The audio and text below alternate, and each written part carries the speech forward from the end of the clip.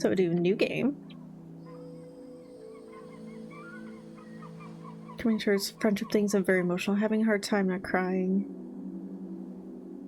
Elvis, you never need to explain yourself. I just hope you're doing okay. I'm glad to be here for whatever I can do to help you. I'm really sorry that that's happening for you, but we are here in any fashion that you need. Okay, so cleric's unique take on strength. Every shepherd knows the song. It bellows up the river. Earth lives in the sliver of land. Strength measures your natural bodily prowess alongside a testosterone-fueled mindset. As a man, it is only proper for you to hone your figure and its capabilities. But why? The search for meaning is as vital as the struggle toward competency. Luckily, you already know your cause: to protect the innocent, to lead the weak, to sacrifice until nothing but your bones hit the pavement, to literally die. Become a zealot, regain your honors, set out on your divine mission. Okay. Higher strength allows you to equip extra items, be violent and or manly useful in encounters. Religious fervor and aesthetic nationalism and increased manhood. Interesting. Votes for the purity of the Norvik, prays to his dead god, uses brute force on puzzles, punches his bad evil guys in the face, wants to become a real human hero, loves quests, simple as. Low strength cleric is a weak sniveling rat, bows down to anyone stronger, can't handle the banter, gives up when the going gets tough, is afraid of women, doesn't care about quests. Interesting. Okay, so this is punching bag for the background colors. So let's see what troll killer. Oh, this is just okay. You don't remember it, but you know well how your father died. Sometimes it motivated you, sometimes it felt impossible to live up to. Kiosk kid.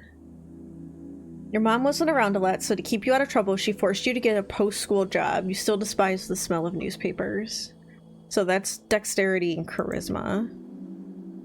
Or enthusiast. Spending time alone in the city, you often ended up in the Darrowian library. The strange history of Jor's realm was a constant companion to you. So that's intelligent and wisdom. Inevitably, you ended up with the wrong crowd. You quickly picked up on the slang and radical terminology, doing anything to get real friends. That's charisma and intelligence. A little weirdo. You were a novelty to them, the boy who would do or say anything for their attention, for their approval. After 2 or so years, you got quite good at it. So that's charisma. Your friends soon introduced you to the rebellious belly of Norvik. As a teenager, you spent years spreading chaos and worse, dwarf propaganda. Oh. After your arrest, there wasn't much arguing about it. 3 grueling years in training drilled the city code and virtuals, but you survived. You really ever only prayed for that one thing during those lonely years, but the gods did not answer, so you learned to manage as always. I'm kind of interested in this one. Dexterity and wisdom. Acolyte, your knack for scribing got you a promotion to the clerical duties. Picked out of the ranks, you quickly showed deep devotion to your divine city. That one's also... I'll probably play... similar to how I feel like it matches my personality, because obviously when I replay I'll try and play more as like a different kind of force myself, but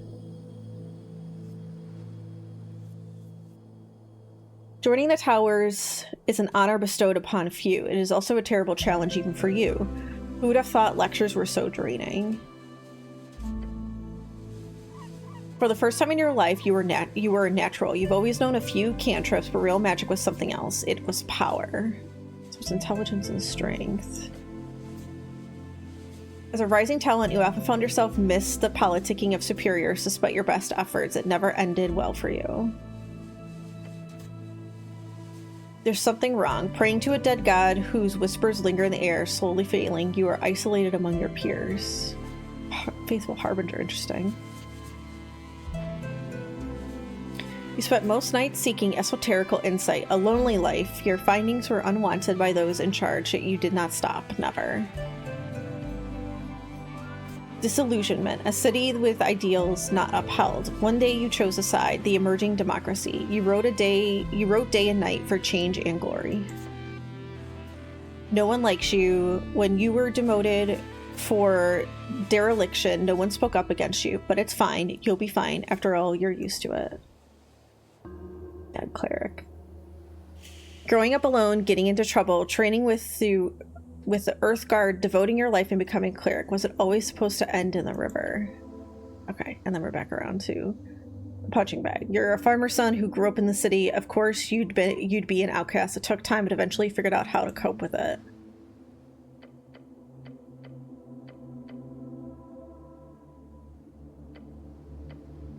So I'm torn between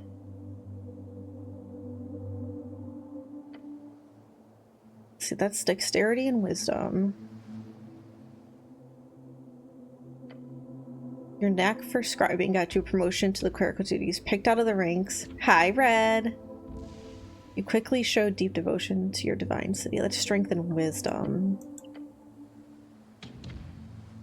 And that's intelligence and strength.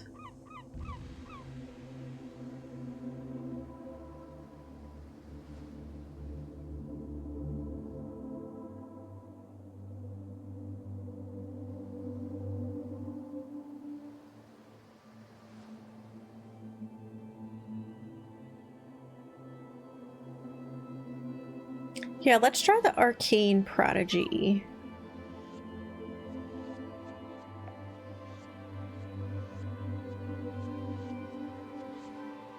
Oh, I see you clicking on it.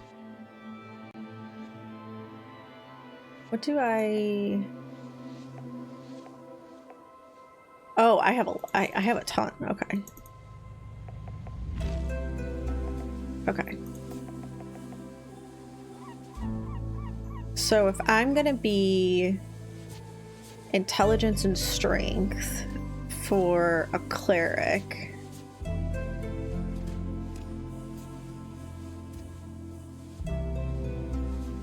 Constitution measures your natural stamina, both mental and physical. It's how much you can take before going down. The world is harsh and unforgiving. It will beat you to a pulp with words and sticks. So listen to your gut, the instinct that kicks you when you're standing at the pit. It is a voice that speaks nothing but bodily truth. Every choice you make, every emotion you accumulate can be traced back to the lower half of that stomach of yours. Follow it, retain the mortality of fleshy logic. Simple, easy, truthful. Need it for hit points, control your body in its esoteric connection. Your political party polled 2% last week and you don't care. Pain is good for you.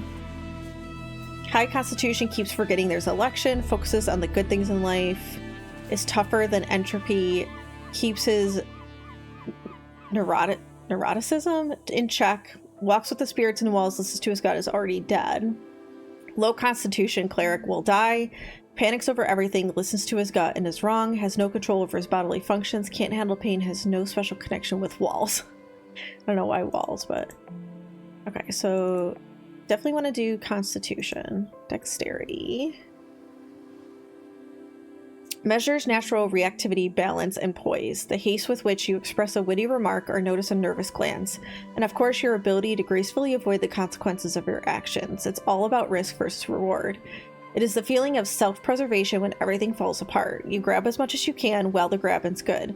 To progress towards a new future full of freedom, so those who look out for themselves can prosper and survive. I promise you, no one else will.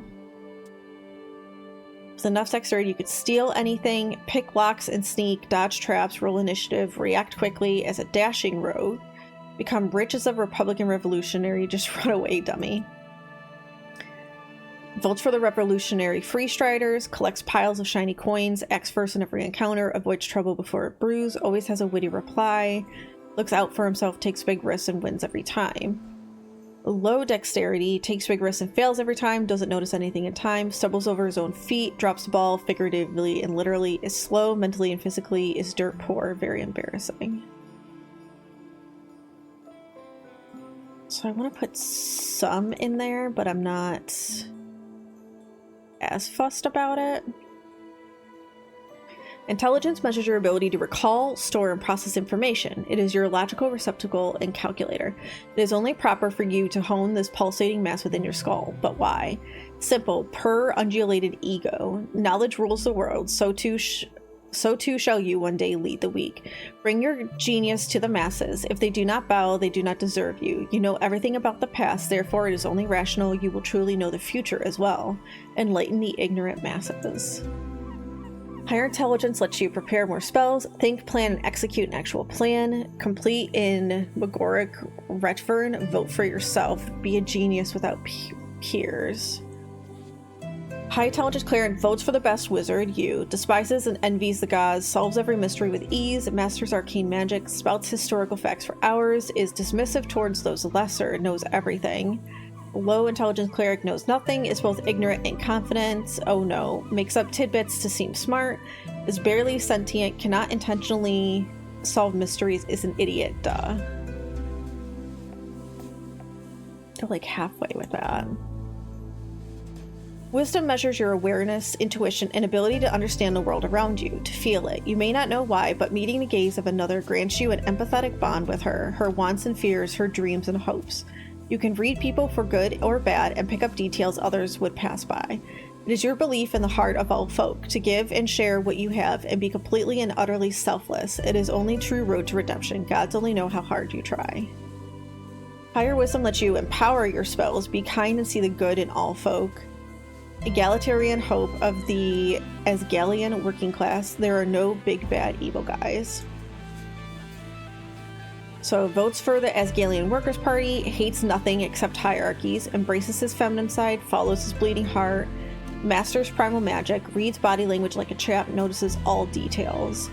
Low wisdom cleric is an oblivious fool, misreads cues all the time, does not think about the lower class, does not get people, fails at spotting traps, is not aware of where he is. Like, what's going on here? I'm so confused. So definitely want to go heavier on wisdom, I think. And charisma. Measures your eloquence, confidence, and ability to navigate social situations of any kind. In short, it is the force of your unkempt personality, but they don't need to know that. Smooth talk your way into any position of your liking.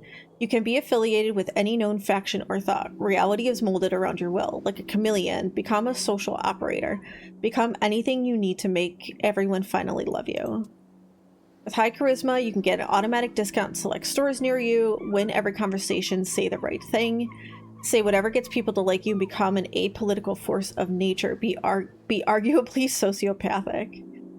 High charisma, votes for whatever makes them popular, was socialized as a child, knows what to say to win favors, can actually flirt with some baddies, loves to mind control people, sees truth as a suggestion, has no soul, isn't very likable, doesn't know how to act with people, fumbles the baddies, fears conversations, is like the opposite of a skilled orator, has no style. Hi, Jack. I'm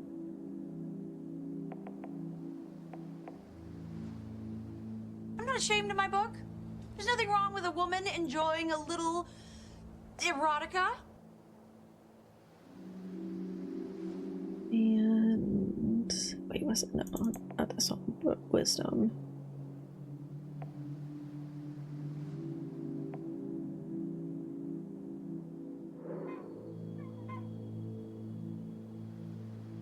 And that gives me another +2 and a +1.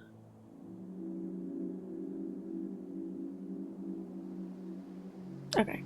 Yeah, I think I'm good with that. 5 days until the first ever election. An explosion erupts at the heart of the city. No one wants to deal with it, so they send you.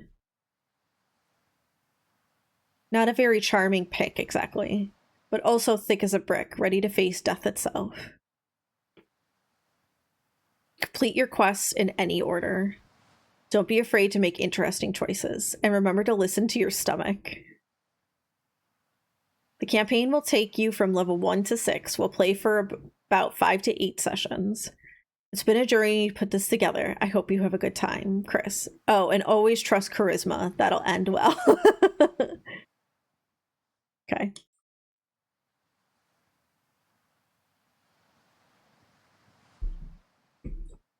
So speak with dead is a 3rd level necromancy. You grant a semblance of life and intelligence to a corpse of your choice within range, allowing it to answer the questions you pose. The corpse must still have a mouth and can't be undead. The spell fails if the corpse was the target of this spell within the last 10 days. Hi, Penguin Mom. Until the spell ends, you can ask the corpse up to 5 questions. The corpse knows only what it knew in life, including the languages it knew. Answers are usually brief, cryptic, or repetitive, and the corpse is under no compulsion to offer a truthful answer if you are hostile to it or it recognizes you as an enemy. The spell doesn't return the creature's soul to its body, only its animating spirit. Thus, the corpse can't learn new information, doesn't comprehend anything that has happened since it died, and can't speculate on future events.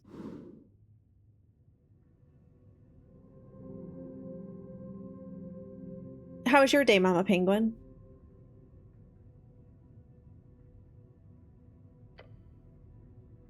Truth and nothing else, a voice declares. What is your name?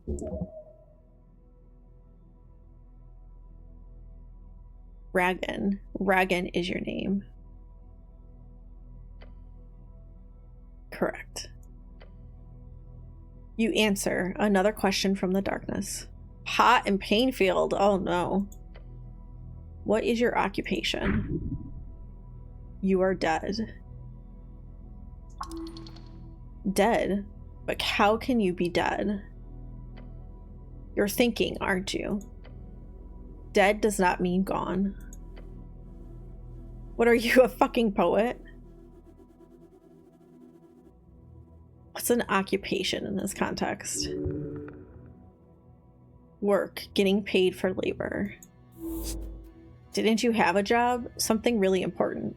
I failed that one, okay. Your class. Tell the voice about your class.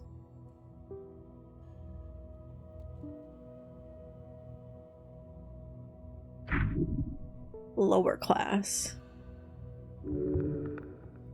You were a city cleric, nothing more. Your true calling.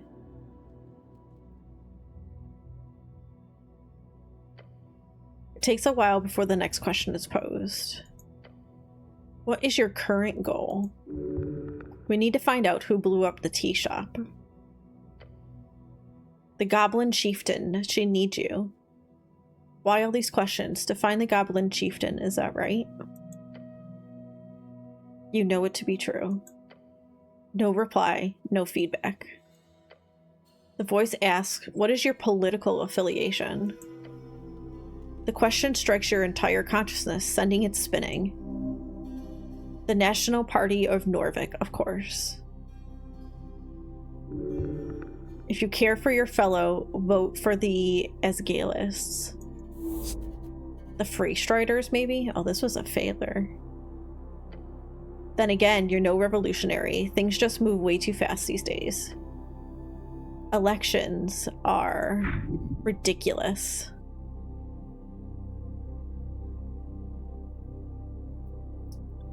I'm gonna go with my wisdom. Life is a struggle to alleviate oppression. The exiles know this well. You have supported them in the past. Time to do so again. The voice is fading. This is the end. The final question. How did you die? Following your convictions. Drowning in the river. Same way you lived, unable to step out of uniform, not for 1 second. Now's your chance. Break free. I fell into divinity. She took me whole. I died when he died.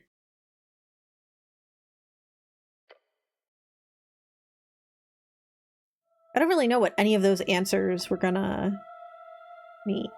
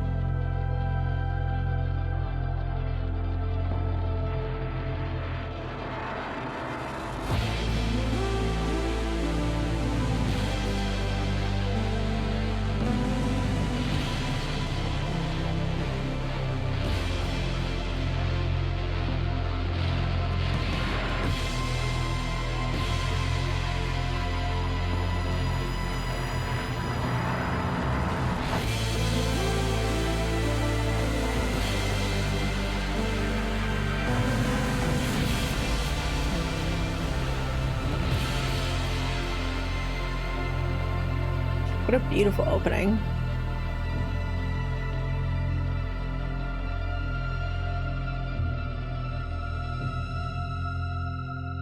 Ooh, a lobster.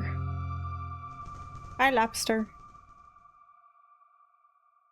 There are many apples here.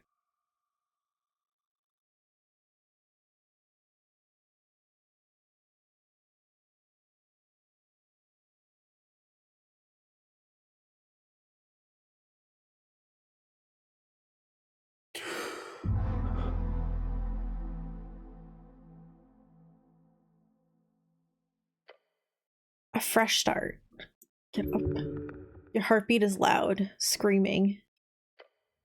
Your body aches, it's stiff, as if you've slept for days. Ready for your glorious quest to continue? What stuff? Your hands dart around your pouch in uniform. Panic, sweat. Oh, that was a failure. Your legs shake, tears begin to form. Deep breaths, your belongings are surely here somewhere.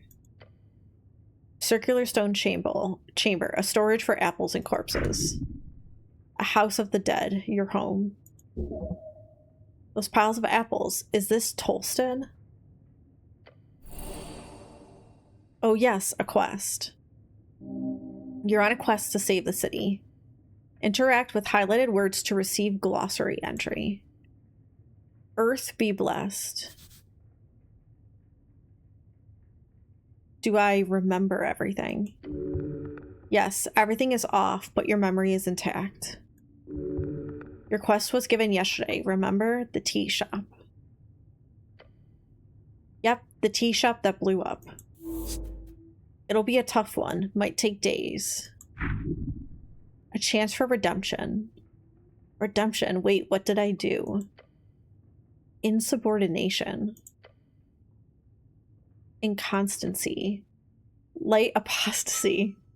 Gain 5+ experience. The words live inside your bone marrow. Just a job? Ah, so I've done this before. A quest? I like those. Wait, how much time do I have? So to be clear, I need to figure out who blew up some random tea shop. I kind of want to ask these. Good attitude. There's always more around the corner, so look out. Don't want to miss any. Until the election, duh. Which is in 5 days. The Patriarch was very clear. Handle the tea shop before the election day. Patriarch, a top clerical rank in Norvik, different from the Lord Patriarch, which is the traditional administrative leader of the city. Only about a dozen men currently hold the rank. They manage a section of clerics each at the towers. Cleric, a servant of God, deeply devoted and spiritually connected, typically a divine spellcaster given power through their deity. Divine, one of the 3 pillars of magic. It is represented by the sacred, the faith of all folk, their souls, and granted by gods who walk among us. You must honor this request and complete this quest.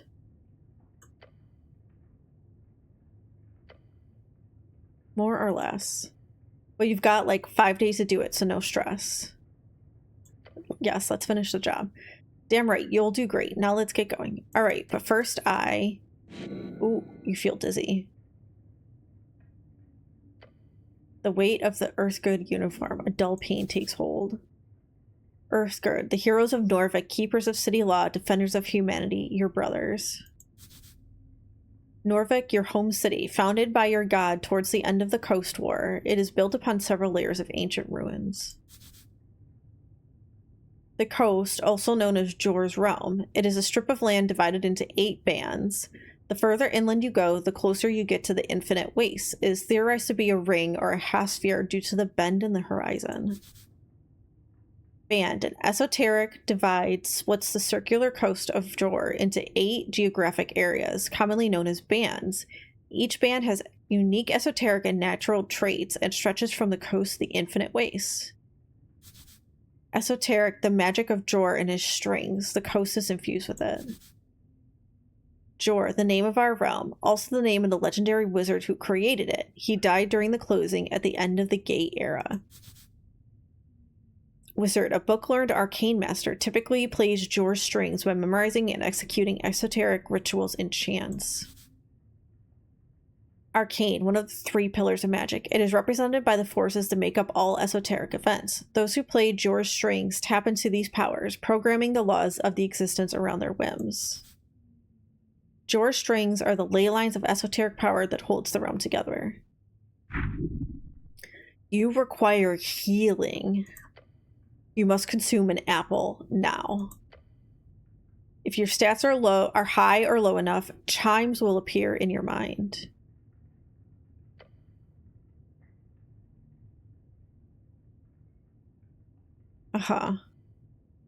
As you do, your fingers touch upon cold steel. It is covering your entire head. Colloquially known as a helmet. Can I take it off? No. Oh, interesting.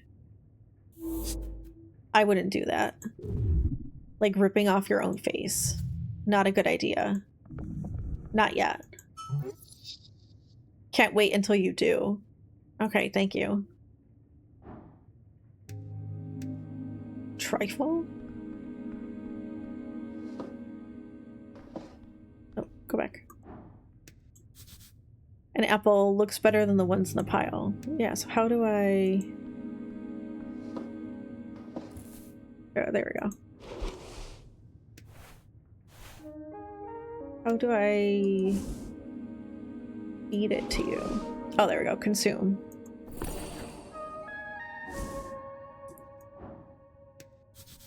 This isn't yours, is it?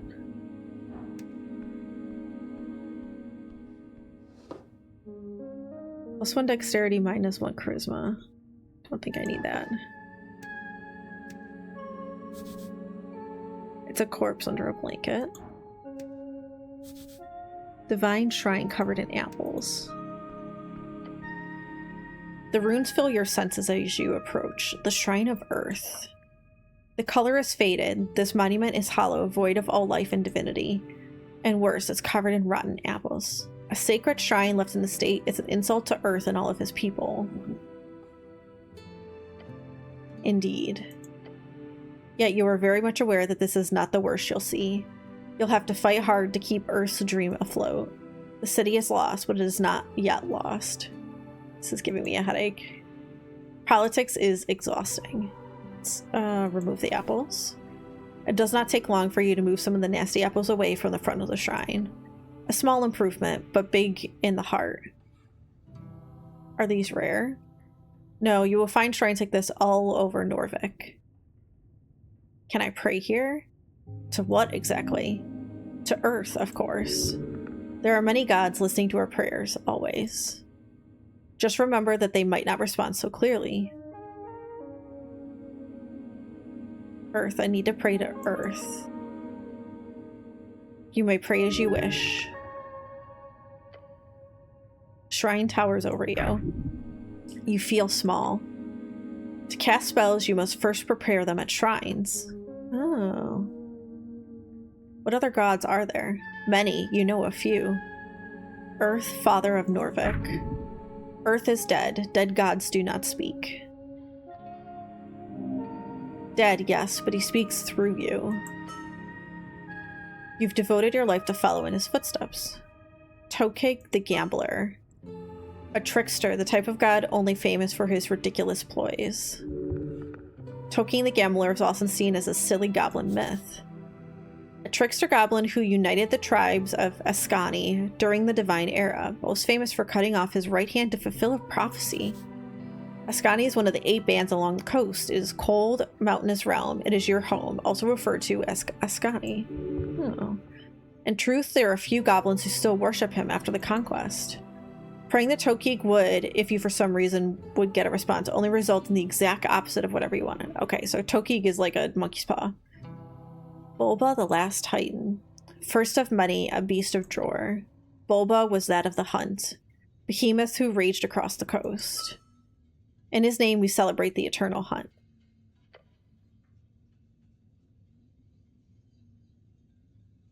So let's prepare spells.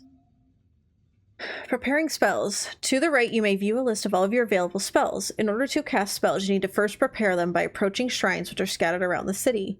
For each spell you wish to prepare, fill in this empty slot to the right. You may only prepare a spell if you have a spell slot of the corresponding level available, okay? Spell slots. To the bottom left. Hi, Chaz.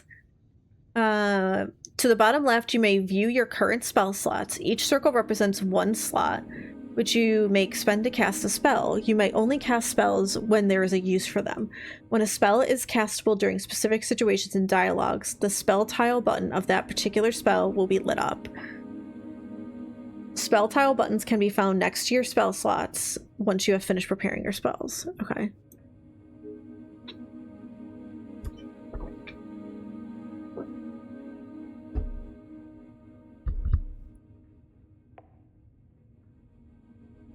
Creature you touch regains. Okay, yeah.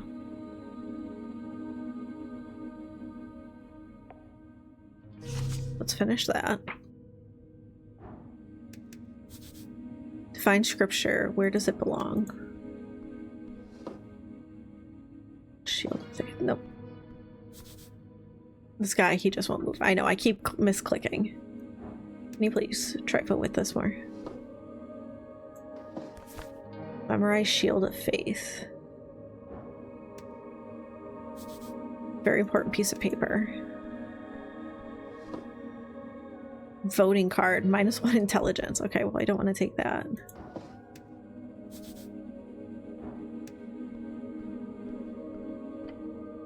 You stare at a pile of apples. Apples are good for you. Should these be stored alongside corpses? No, it's a health hazard. Something tells you that no, they should not. Whose apples are these? Not yours. Maybe they're grown somewhere around here or below. Not to the pile and leave. A great mountain of apples, okay. Hi, Giz. You approach a shambling man by the apple pile. It's really interesting. I did watch Nave play it just a little bit at the beginning, so I kind of got the vibe of it. So this is the first time I'm playing it on my own. And it's really interesting. I like that it's, as much as Disco Elysium kind of went over my head with its story, I loved the idea of like all these different personalities of yourself, so to speak, coming through. So it's really interesting. Does not acknowledge your presence. He is unaware of you. But in a fantasy realm, exactly. Greetings, citizen. Glancing under his hood, you catch a blank expression spread upon a dried face. What is your name, sir? He does not even turn to look at you. Why is this man not listening to me? His glassy dark eyes just stare forward into nothing. This is a reanimated corpse. What's he doing? The zombie is attempting to clear a path through the apple pile. He's probably been at it for a long time. Should I defeat this zombie? Yes, it is only just. Undead are not allowed in Norvik.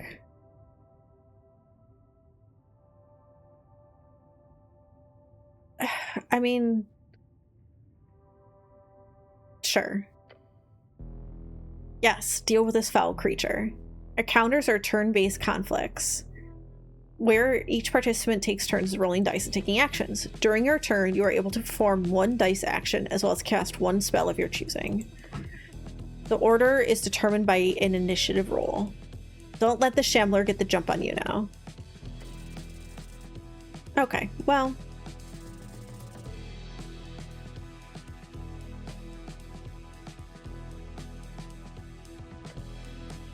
How are you slower than a damn zombie? Listen, I did not put anything into dexterity because I don't like how you talk. The slow zombie just stands there. No, he's reacting. It's just taking some time. Your turn. Show him no mercy. No, stay. Do not make the first move. Keep your composure. Wait and see.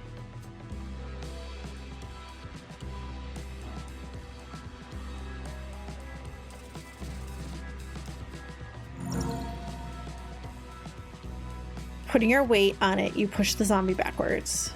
He attempts to stabilize himself while stumbling around. The zombie is hostile.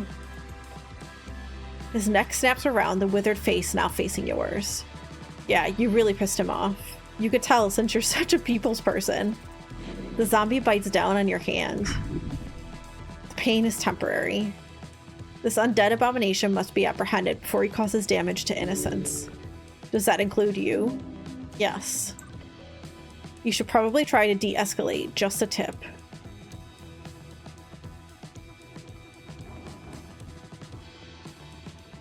-4 DC, +4 DC.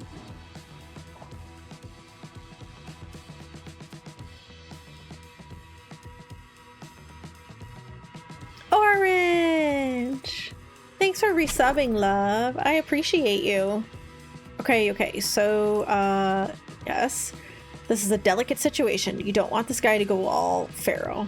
Got it. Start screaming at the zombie. You let out a bellowing cry. It's less a war cry and more help me I'm being murdered cry. Keep yourself together, man. This ends now. Again, the zombie saps its mouth at you. This time he latches down hard.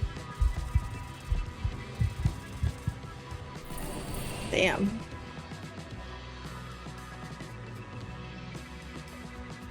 Your final chance, do not falter.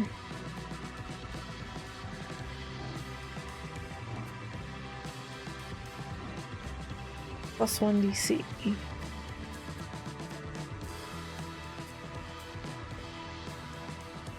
You're exhausted, you've pissed him off, you managed to shove him.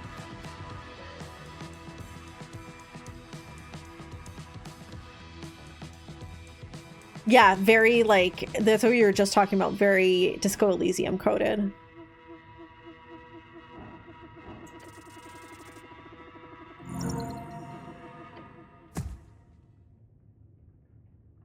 Knock him out. Yes. Catching your breath, you stare at the now unmoving creature. Justice dispensed. Now go loot him. Get that fancy tooth.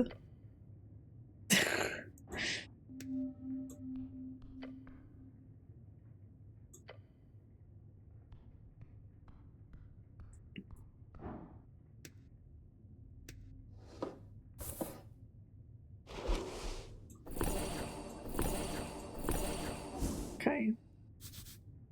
Imported goods. The receiver is marked as HWBT. An almost empty box except for a stale treat in a pouch. Yeah, he'll get to do the voices.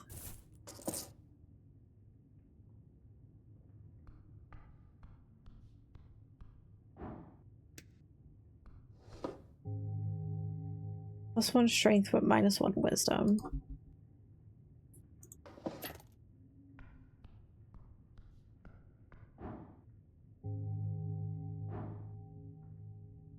Let's go down first. Yeah, I'm not good at voices, so I'm just reading as is, but...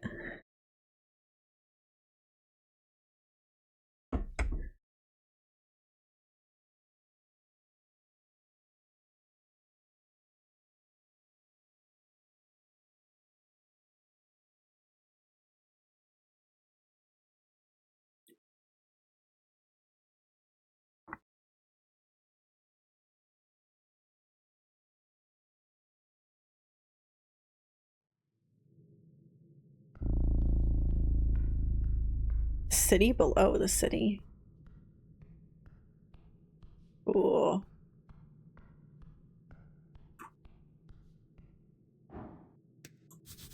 Glowing mushroom must be tasty.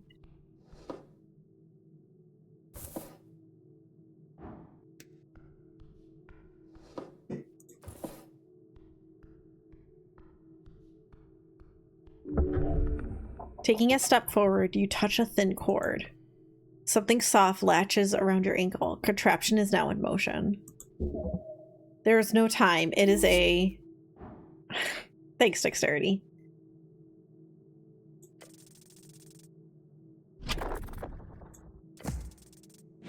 It tightens around your boot with a violent tug. You're forced to the ground, hitting the back of your head on the steps.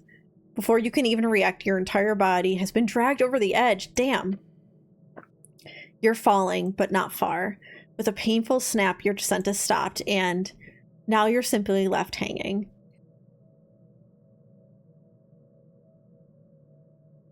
Look up with the rope. It's snared tight around your boot. It should keep you hanging for a long time. You see how it's connected to a series of pitons wedged below, and then the side of a stone walkway. Next to you is a hanging rock. It acts as a counterweight. Oh, I need a 21. How long did I hang like this? Not long. Your skull is pooling. Within minutes you will lose control of your mind. Seems like I'm in a bit of pickle. You don't say.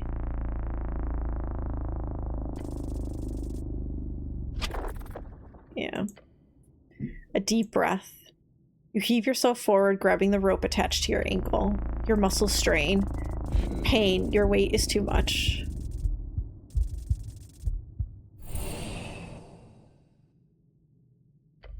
You've been hanging here for too long. You must try again. Your quest cannot end here.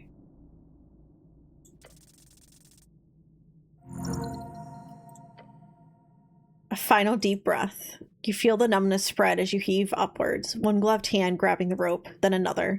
Through sheer power, you pull your entire body weight upwards, climbing higher and higher until you roll over the edge. Get the rope off. Your fingers dart around your ankle, desperate to remove the latched rope. You rip it off and toss it to the side. Free, safe, alive. What kind of evil piece of shit makes a trap like this? Someone who wants you dead. A hunter, maybe? I failed that one. You realize you've been holding your breath. Your lips are probably turning blue. Breathe. I need to breathe, damn it. Air fills your lungs. You are alive. Check out the rope. Extremely sturdy rope. Thick, soft to the touch. You do not know the name of this material. Must be exotic. At the knots, you see a series of burned-in letters. Someone's left a message on the end of the rope itself. Behold, Bulba Slop.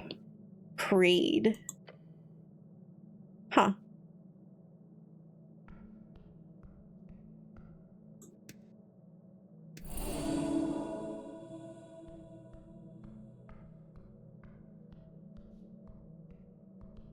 I can't go that way.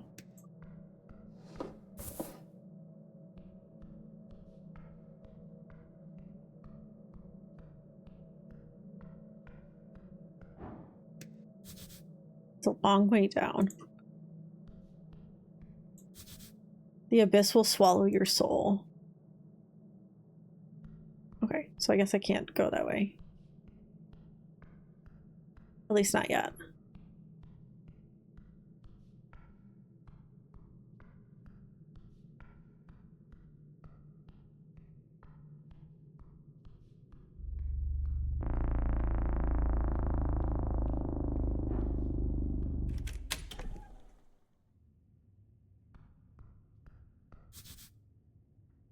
A glowing glass, very common magic item.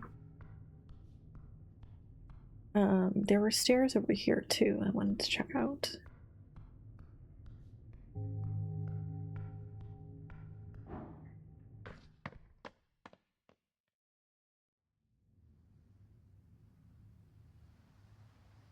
Viskin's Lair, Upper Tolston.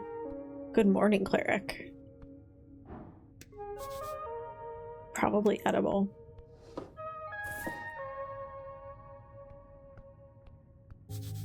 The Red Eye of Earth. Jor left his mark across the bands. Today it is a universal sign of magic.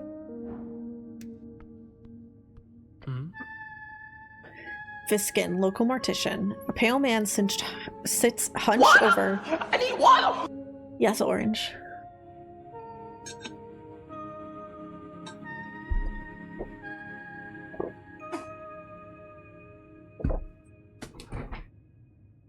Hi, Mac. Do you want to come up here? Do you want to come here?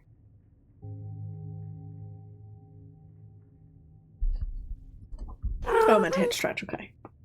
I can stretch.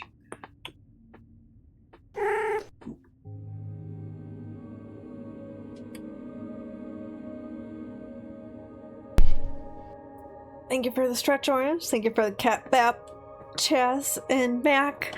Thank you for a 25 stream streak. I appreciate you being here. What you need, buddy? What?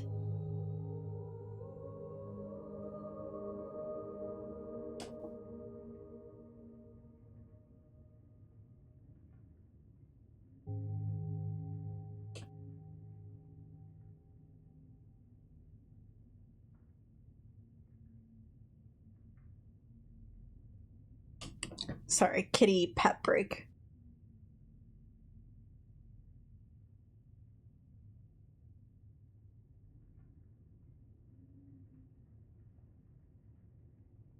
Like good? Okay.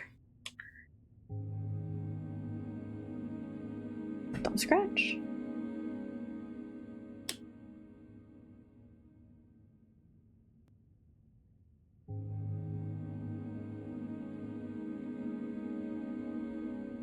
A pale man sits hunched over a stack of forms, busy at work, his pencil slowly filling out line after line. On the top paper, you see an icon of a serpentine drake. That symbol, it's on a lot of official documents in the city. So it was a failure.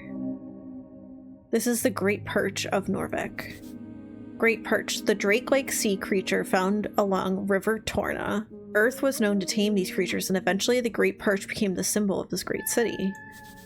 River Torna is the second longest documented river along the coast, splitting the land of Ascani in half. Up and about, are we? Wonderful. Death. This is death.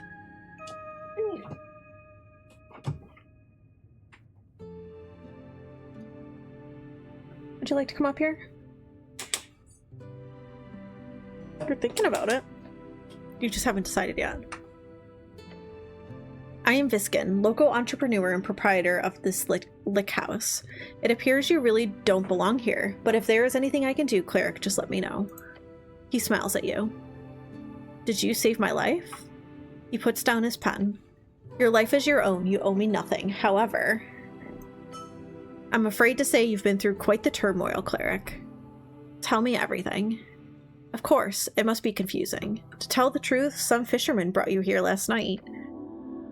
They'd caught you in their net, took you for a corpse. You were. Stop scratching my chair.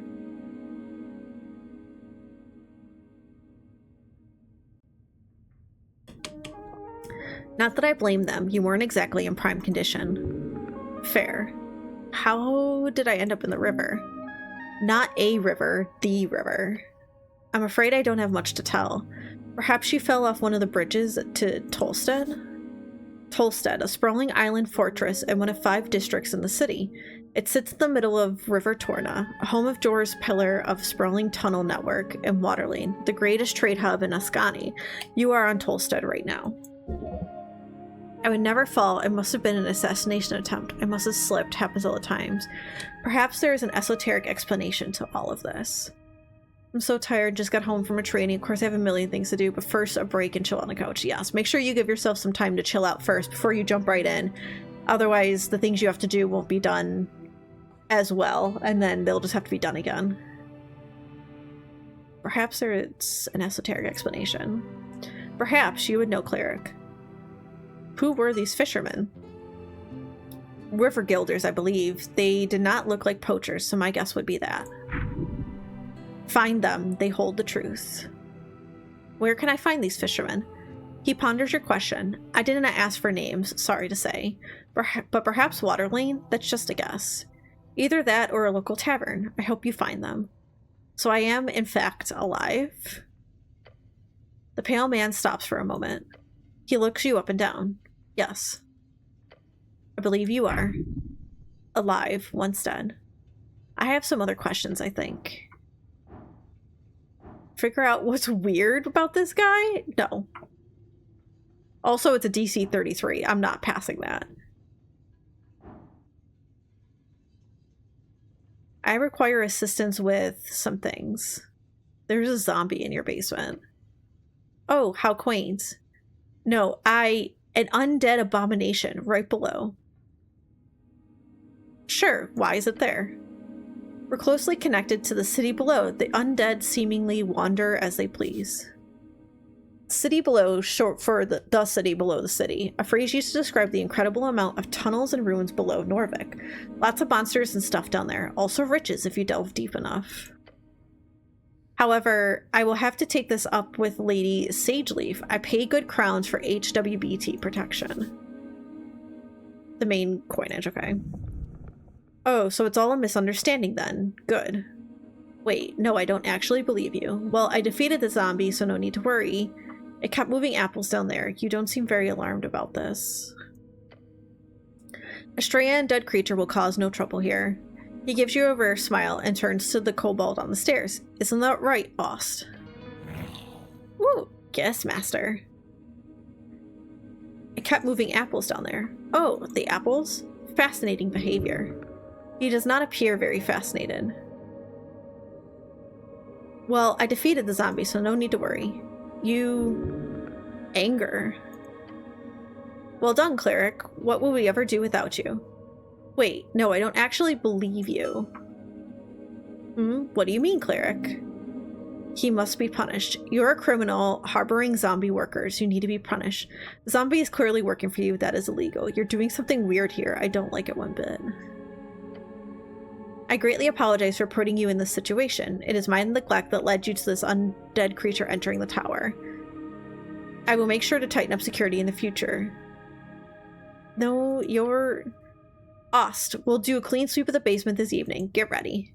The kobold gives a screeched yell. Yes, master. I will also make sure to report this to both HWBT and the militia. I'm trying to say you need to pay me for it. You're clearly doing something shady here, so... Of course, I'll make sure for a thorough inspection by the PCG. If there is anything unbecoming about my business here, it shall be uncovered and unveiled. Holy shit, he just keeps going. Thank you very much for your service, cleric. It is because of great men like you the city still stands. I'm sure a good word to your patriarch will assure promotion of some kind as well, especially with this great work you're doing in the tea shop. This... Make him quiet. I think it's because we're a cleric that it's like they're seen as like unholy creatures. Make him shut up. Resist his incredible oratory power.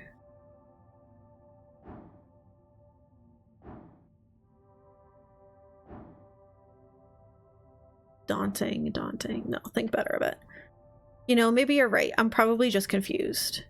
It's very understandable, cleric. No need to apologize. Acquire assistance with some things. Of course, cleric. Anything for the kids. Stop scratching. You were fed. It's only 6 o'clock.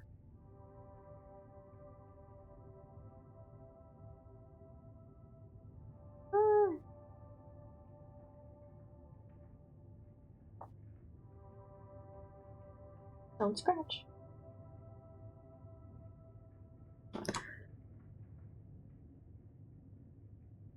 I don't know where to go.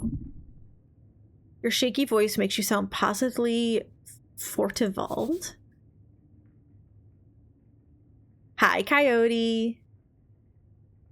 Fortivald, Dwarvish word meaning desperation, anguish, hysteria brought on from mental pain. I don't mean to tell you what to do, cleric, but there is a certain rumor that our local goblin chieftain is waiting for you. Axe. Do you mind? Goblin chieftain? Can you, please, please, please. It's an empty plate. This is not for you. Leave it alone.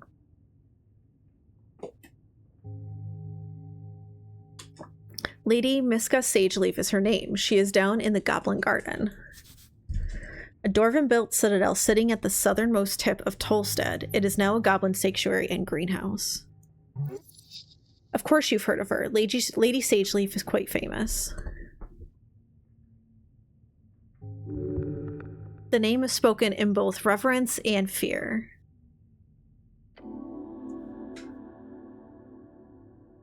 The goblins live in a garden. I'm not afraid of some goblin. Max. What are you doing? Be good. She sounds scary. She is. Treat her with respect, cleric. As I say, for your own good. Lady Sageleaf is a powerful ally. I would even go so far as to call her de facto lawkeeper here on this island fortress. Wait, this is part of the job? Talking with some petty goblin queen?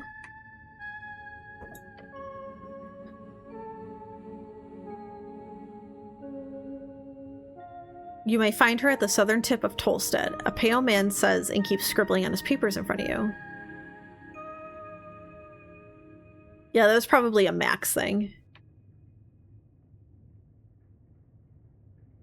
Max? Do you mind? Max, stop. Behave. Oh, he's behind the computer. He's being a crazy boy. Can you? Please. Behave.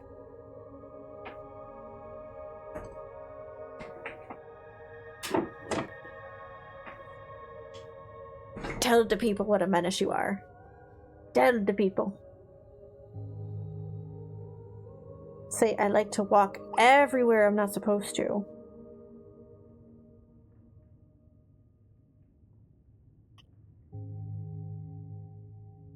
Especially when mom's streaming.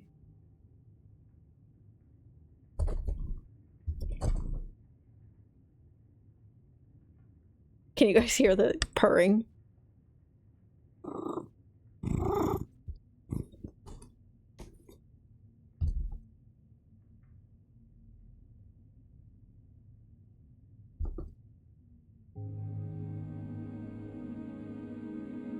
Are you gonna behave?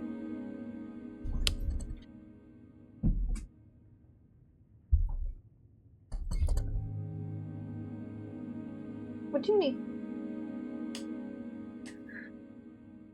Okay. Okay. Okay, so this is part of the job, talking to some petty goblin queen.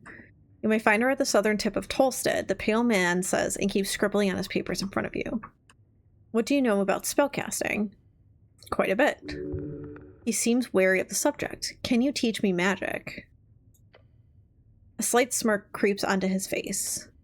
I sadly don't have time for a proper lecture at the moment. After the election, I can make time if you're interested. Until then, you are free to browse my collection, he says, glancing at the many books along the western wall. And of course, here, gained a charm person. Copy of charm person that will surely be useful to you. A truly diabolical spell. The towers teach it only to the higher tier spellcasters usually, despite it's a first level. The tower is the home base of the Order of Arcane Clerics of Norfolk, also known as the OACN. Lovely, you can now make people like you. That's all I have to ask about spellcasting. If you want to practice, feel free to cast anything non-lethal on my servant Ost. Wow, that's evil. Treating a servant like that is despicable. I don't want to do that. In fact, this sounds quite awful. Fair enough, just remember that spells are terribly useful when applied properly. You called me cleric, make air quotes. I did, yes. What gave it away? He stops for a second and glares at you. A heavily armored man in Earthguard colors with a prayer book on his hip. Thoughts land on the pages of spells you've meticulously worked on for years. The book is not in your possession right now, but it must be near if the pale man has seen it with you. They might have found you in the river, but you're clearly of city stock. I am indeed the cleric. Good for you. Your purpose is here. You serve the city as a cleric of the river. Though I'd love to ask, what type of cleric are you? Type? Yes, if you are a clergyman, you might run a congregation for a real religion or a deity. Holy man on a holy mission. Then there are clerics of a bureaucratic variety, city officials speaking for the religious state. You, however, must be an arcane cleric. No, I'm a boring bureaucrat. No, you are correct. I'm an arcane cleric. I figured as much when I saw your spellbook, or do you call it a prayer book? Either way, you clearly played your strings as much as you channel this divinity. It's all I need help with, thanks. I should get going now. Before you do, make sure to collect all your belongings. He gives you a quick inspection with his dead eyes. Too quick, like he's trying not to show his interest. Weird. Got it. The pale man turns his face towards you and smiles. Unnatural. If only every government employee were as devoted as you, cleric. He gives you a stern expression. Good luck on your quest. His words burn a hole in your heart. When exploring the city, you may move faster by running. Do so either double-click or hold shift or left trigger. Time to go. Okay. Human caused no trouble. An unlocked chest full of strange rocks. Okay, he clearly doesn't care what I take. A thick tome lies upon an iron slab. You flip the tome open. There are fine handwritten letters scattered across the pages. While the symbols appear to be readable, you do not understand the language. De Verbis Draconium Ars Occulta. The author's name appears to be Calum de Mori. I need to get my hands on comprehend language. You do. It's highly annoying that you seem to have lost your memorization.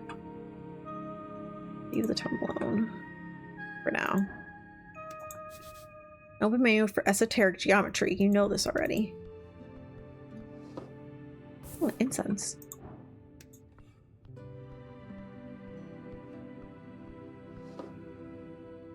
Ruined prayer book. -3 intelligence. Okay, well, I'm not taking that. Stone slabs are designed to slide into the iron beams. Interesting. Okay, incense. Too much reading. So many books, basic manuals, arcanist history novels. Arcanist, the Magocrats who ruled pre-Coast War human civilization in Old Dimenor, also a very old minor political party in Norvik. Norvik, the central city of Ascani, the last bastion of humanity. It was founded upon the end of the Reconquest in 468 AE, exactly 70 years ago. The Reconquest, a historical event in Norvik. It began with Earth's landing in 466 AE and is said to have been finished by 468 AE, when Earth finished eradicating the trolls who roam the ruins of Tolinthcatal. It is a point of contention if it should be called a reconquest or just a conquest, as no humans ever lived in the location before. Troll, a monster native to Ascan. They exist in broad categories, from small and mostly harmless green trolls to mutilated volatile cursed trolls. They vary in intelligence, strength, and organizational abilities, but they are a core enemy of Earth folk. It is Earth who destroyed their rising kingdom during the late Arcane era. Earth folk are the people of Earth, the ancestors of those who reconquered the Ascani coast, true mythological heroes. Some of them stand out to you as classics. It can be useful to refresh your mind. Read Autobiography by Prax by Lord Phileas Prax. A classic. You kept this book on your bedside table for years before your scribing years. You take a look at the first page. In these pages, I shall endeavor to recount the journey of a mind born of greatness to greatness, a will tempered by the crucible of ambition and a spirit bound in the restless pursuit of the arcane. My name is Phileas Prax. It goes on to make grandiose statements on his personal abilities of magic. As always, this man is contradictory. He both praises his own natural gifts and mental abilities while stating himself worthy only through his hard work and merit. It's ridiculous. You know this book. You know this. I write not for the masses, but for a few who possess the clarity of vision to see beyond the veil of mediocrity. To them, I offer my life as a lesson and legacy that might learn from my triumphs and avoid the pitfalls that lie in wait for the unwary. You remember the first chapters dealing with this youth, growing up in the ruthless court of a rival house, the Haggins Shags. How he struggles against relentless opposition and bullying, making himself out to be the underdog. Power is not born of blood, nor inherited by the fortune of birthright. It is cultivated in the crucible of the mind, refined by fires of discipline, and sharpened by the relentless pursuit of knowledge. Let those who seek to rule first learn to kneel before the altar of wisdom, for it is there that true strength is forged. He does not address his own privilege. If it is only merit, then he should not have needed all of those fancy private studies or lectures. Stop complaining, the story is just getting good.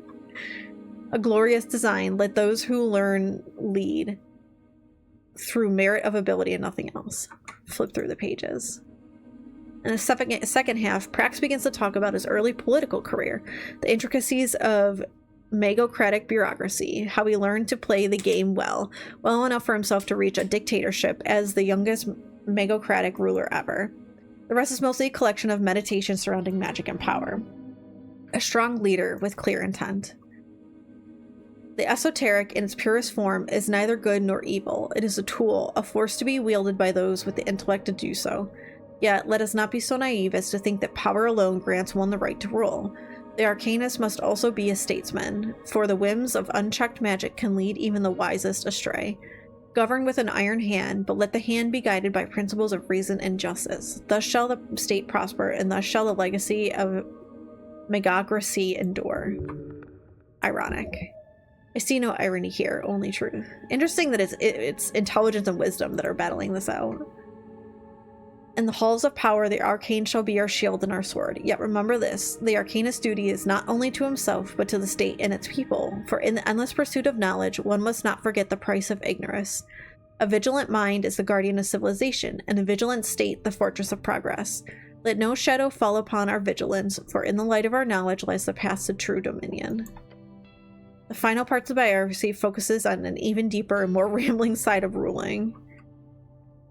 This is way too much reading. Why would you open a book that? You shut it. Look up on the title once more. Put that book back. Ooh, folktales. Opening the Trill Sisters book shows you an index of several tales, many of which you heard growing up. Stories for children are useless. Do not waste time here. Oh, that was a failure, though. Out of the tales, you see the one you remember the most, the one about the gnome and the titan. The story always spoke to you, mostly because of the unlikely friendship between the two. Read a little in the large. In the old days, when dragons ruled the skies and titans wandered the earth, there lived a gnome named Abacus, known far and wide as a half-wit. Whether by fate or folly, he often found himself in the oddest of places, and so it was that he stumbled into a deep valley of Ascan. This valley was home to Ka Ymor, the Mist Titan, a colossal being with fur as thick as the ancient forests and limbs that clutched the very mountains. His upper body was hidden in, or perhaps made of, the swirling mist that filled the valley. But on this day, the valley was not the serene refuge it had once been. The air was thick with ash, the rivers ran black, and the trees stood as charred husks. Eseth, the ancient red dragon, had set the forest aflame, hoping to drive Ka Ymor from his domain and claim the fertile valley for himself. Ka Ymor was furious, his great form trembling with rage as he searched for the source of the destruction. His eyes fell upon Abacus, who was wandering aimlessly, his tiny mind more puzzled by the sudden darkness than anything else. To think that the coast was filled with these beasts of Jor at one point. Thinking the habit was a note and not a halfling. True. They reigned harshly and wildly, but it's not hard to see why some preferred their chaotic dominance of tyranny to dragons. Thriklungshum, who dares bring fire where none should come. Ashes taint my sacred misspeak, small one, lest you be missed. Abacus looked up, squinting through the fog, and scratched his head. Fire? No, I've no fire to share. No flame do I bring, nor ash to bear. For in the dark I see clear as day. 'Tis those who can't that need the flame, they say.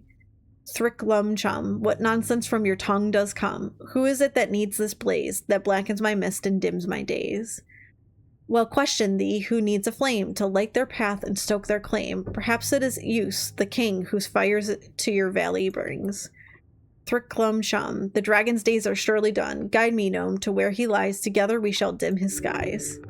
A wonderful little tale about the little and the large. The story goes on to wax about the friendship sparked between this eldritch titan and the silly little gnome as they sought out Yusuf on his throne. The ancient red dragon then falls to the titan's might after Abacus accidentally guides him to the correct location.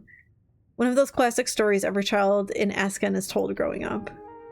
You'd be a court or what? Ah, this is good.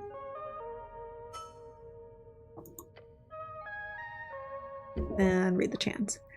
It's a printed edition of Pili's work, but still old. Probably came from the earliest Norvikian printers.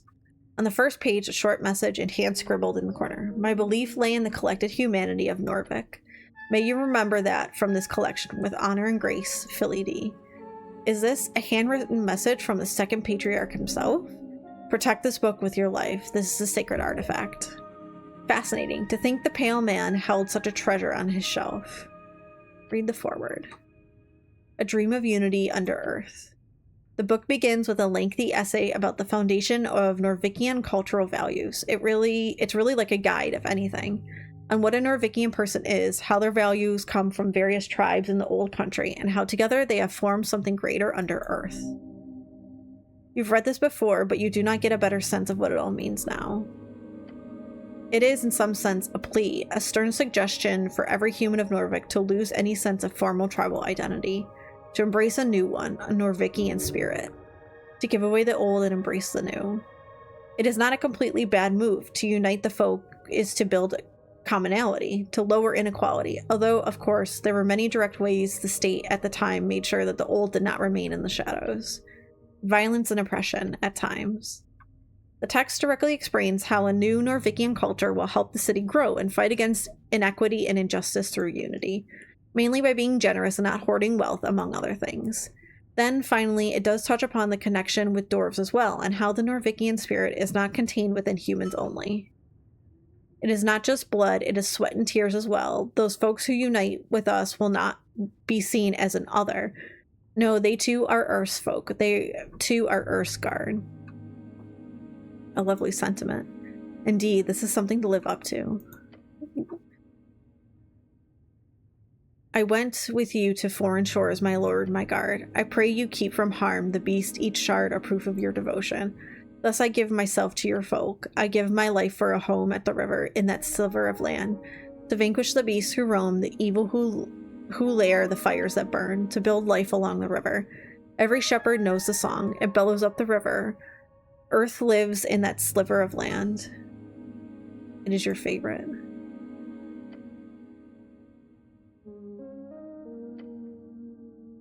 It's nicely back in the slot. This book does not deserve your toxic presence. Oh, that was a failure. If you were stronger, more capable, then perhaps you could have carried that weight. You really want the book. One day it could be yours. It's very confusing. I'm just putting back the book. Let us forget this for now. The book stares at you from the shelf. Interesting. Okay, I don't think there's anything else.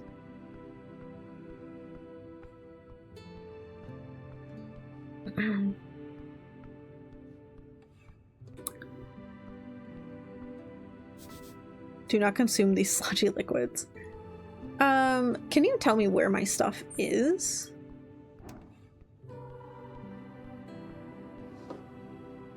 I don't know. Don't pickpocket.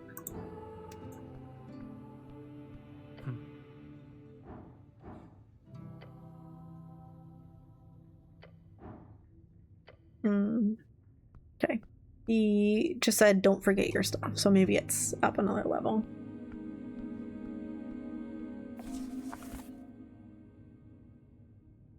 Person, Shield of Faith. Hi, Kimbo.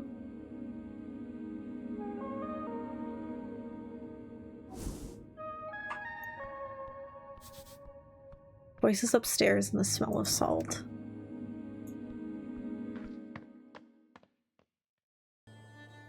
Pippin was so cute this morning. He was being a total ham. The second I pulled my backpack out to leave, started bunting me and chirping at me. He didn't want me to leave. Aww. Oh, interesting.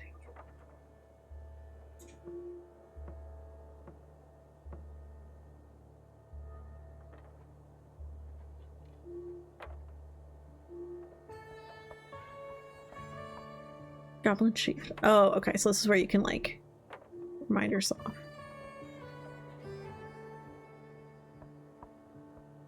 Okay.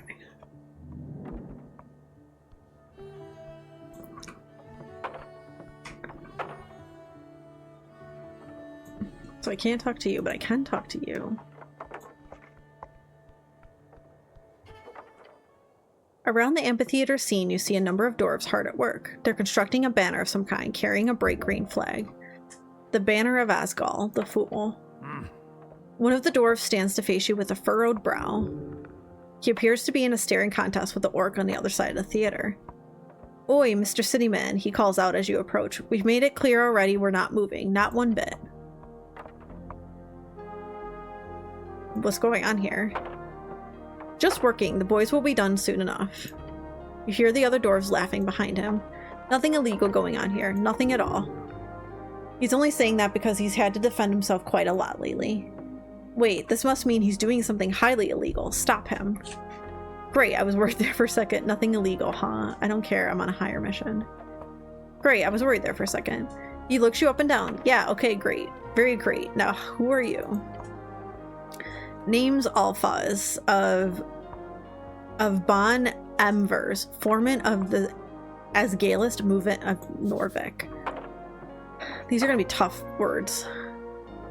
Asgalist, the workers who built the city want to rule it. Seems only just. Their vision is of a fair and even society where those who live underneath rise up to show their worth. After all, why can't we share? He's done more good than all of you Earthguard combined. A true speaker of Asgal. Okay, sure. I have some questions for you lads. Yeah, I'm all ears. He gives the older dwarf the stink eye.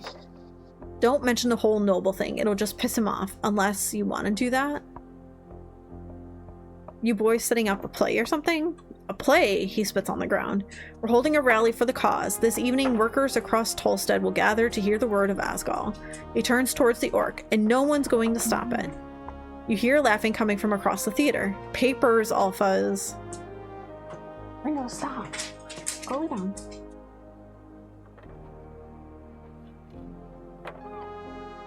He grumbles and turns back to you. So, what do you want? What's the problem here? He shakes his head. Where to even begin? So, it is forenoon. I get the lads together, and when we arrive, that accursed woman is standing here. The dwarf shudders. She starts complaining. He reaches out for something in his pocket, takes out some documents. We show her the papers, and the papers are no good, she says. Bah. Circle square conflict added. Real convenient, I say. No, there is nothing wrong with these papers. We are in our rights to speak out against tyrants and burglars. They are. Bureaucracy. So she's wrong about the documents. Of course she is. She's a liar, that one. A filthy liar. Alphaz nods and grunts. Terrible liar. Can't even get the words out. He knows she's right about the documents, but doesn't want to admit it. Isn't it a bit macabre to hold a rally on top of a morgue? So what's this rally about exactly? Can I see the papers? Morgue? The dwarf grumbles to himself and glances over at the Lich House stairs. I thought it was a dentist. Fair assessment. No matter, the Asgal movement is not afraid of death. You hear laughter from the orc behind you. Big words, Alphaz. The dwarf grits his teeth. Damn orc. So what's this rally about exactly? He grunts. Guilds. For decades, there's been collective bargaining between Norvikian workers and the city guilds. Say what you want about Earth, but he kept a tight leash on the upper class of the city. Blessed be his name. Yeah, but look, it ain't the same since his death. The Free Striders have burrowed into every darn structure, from paper boys to bookbinders. Free Strider, the new way. People in the East have overthrown the old wizards and gods. For years, the revolution has slowly crept into the city. Now it's time to finally join the free cities and get rich. Free cities, a collection of city-states and reeds, all united under the golden banner of free riderism. Norvik will join them one way or another. Reeds, one of the 8 bands along the coast, is a temperate land of lowland and many lakes, commonly seen as the homeland of humans. Large portions are still cursed, holding entire undead cities, internally burning valleys and floating mountains. In less than a dozen years, salaries have stagnated and prices have gone up. They said free riderism would make the city rich. I say it makes the people poor. We need change. So you're here to convince a bunch of Tolstead workers to vote for the Asgalist party? More or less, yeah. But it also is about spirit of community. Together we can fight against the purchasers of our labor. Alone we are as brittle as a twig. In the older dwarf pipes up, a twig in the wind? No, that's not good enough. Like a twig in a fireplace. Twig in the wind is pretty catchy. A twig in a fireplace. He points at you. That's good. I like that. Anyway, the rally will be a success. We just need to get rid of that orc. So we can call out to all workers of this magnificent city, he exclaims, as if there was a crowd around him. Vote. Vote with your guts, with your manhood at stake. You too, city man. Can I see the papers? He gives his companions a glance. Why? Construct an argument as to why you should get the papers. Well. You idiot. This idiot won't listen to reason. He's beneath you. Just say anything. I want to help so bad. I want to see who's in the right. Come on. I want to screw you guys over. I want to so much. I want to see who's in the right. He sighs. That'd be us, Mr. Cityman. I want to help so bad. He furrows his thick brow. You think I trust the city? Bah, go away. Never mind. He just glares at you. Okay, good luck fighting tyrants. Thank you, Mr. Cityman. I appreciate it. So, about this Asgal. What about him? Asgal, Ashmark, and a very controversial figure in Dwarven myth, as well as history. Who is he? He is taken aback by your question. He's Asgal, Asgal the Great, the Kind, our liberator. His legacy is as flawed and complicated as his message. Ah, so he's a big deal. Big deal, he shakes his head. He was a man, a dwarf with a conviction, to break the tyranny of kings. We are here as keepers of his legacy. I've got to ask, though, is this a religion? Most certainly not, he scoffs in your general direction. Is it a cult? I don't know who you've been talking to, Mr. Cityman, but let me assure you, Asgal was no god or demigod or anything related to it. He was a simple man with a dream to be a fair and just society, nothing more. He is infuriated, but not because of you, but because he has defended this position many times. About the rally. Oh, I already did that. Alright, have fun. Because they said not to mention noblemen. The older dwarf puffs out his chest as you approach. Fancy helmet, city man. He speaks in a short and quiet manner, as if he's scared of his words actually being heard. The dwarf behind him laughs. Stand up for yourself.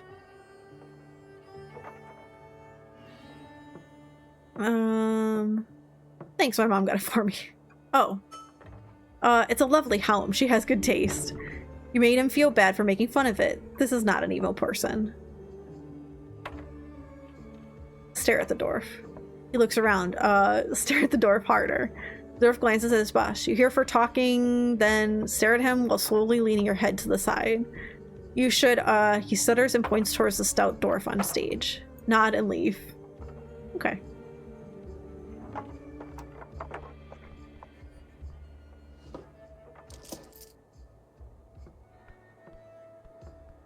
Oh, okay. I can zoom out too. Perfect. Men at work beneath Asgal's green banner. Okay.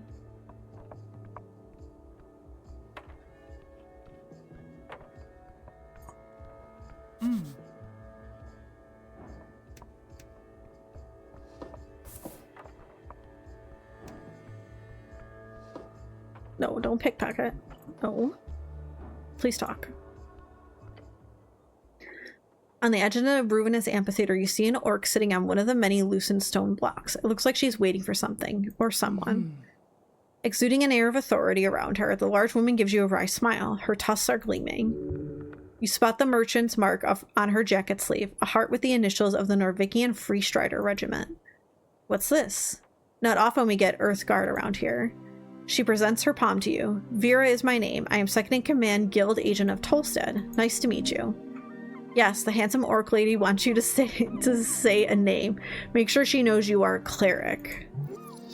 Do not grab her hand. That's not what that is.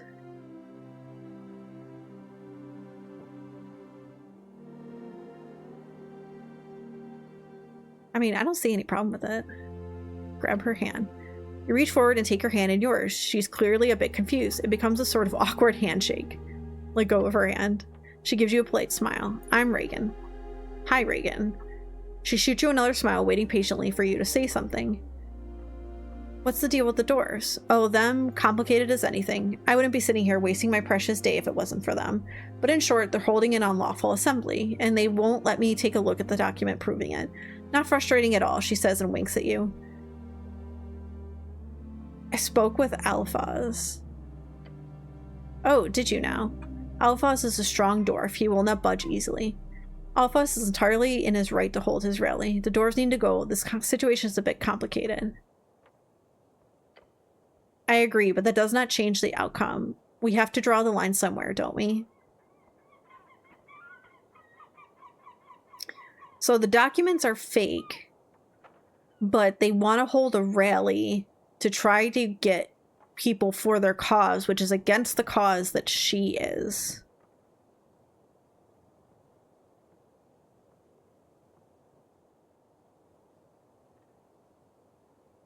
And they're doing it on top of a morgue, which is weird.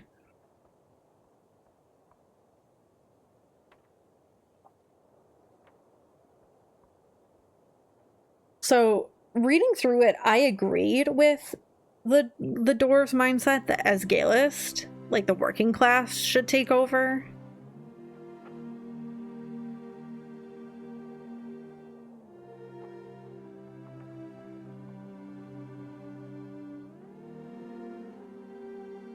So, obviously, if I say the dwarves need to go,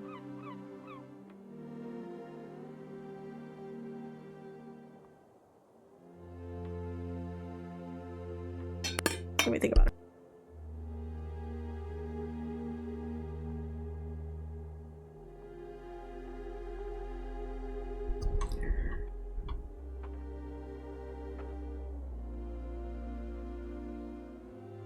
So do I want to be more lawful? I guess to an extent, because I mean, what good are dwarves going to be rallying here to talk about their cause? But I also don't want to like give in to the free striders, but she's not like promoting that.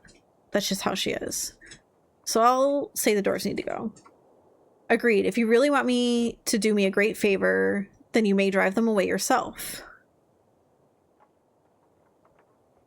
I'll do it if there's a reward. Greedy, are we? Good. Yes, if you manage to solve this for me, I'll make sure you get a payout. Under the table, of course. I'm here on important business. Business, you say? She leans in and squints at you. Fascinating. Perhaps I can be of service, Earthguard. For your business? Where's the goblin chieftain? Lady Sageleaf?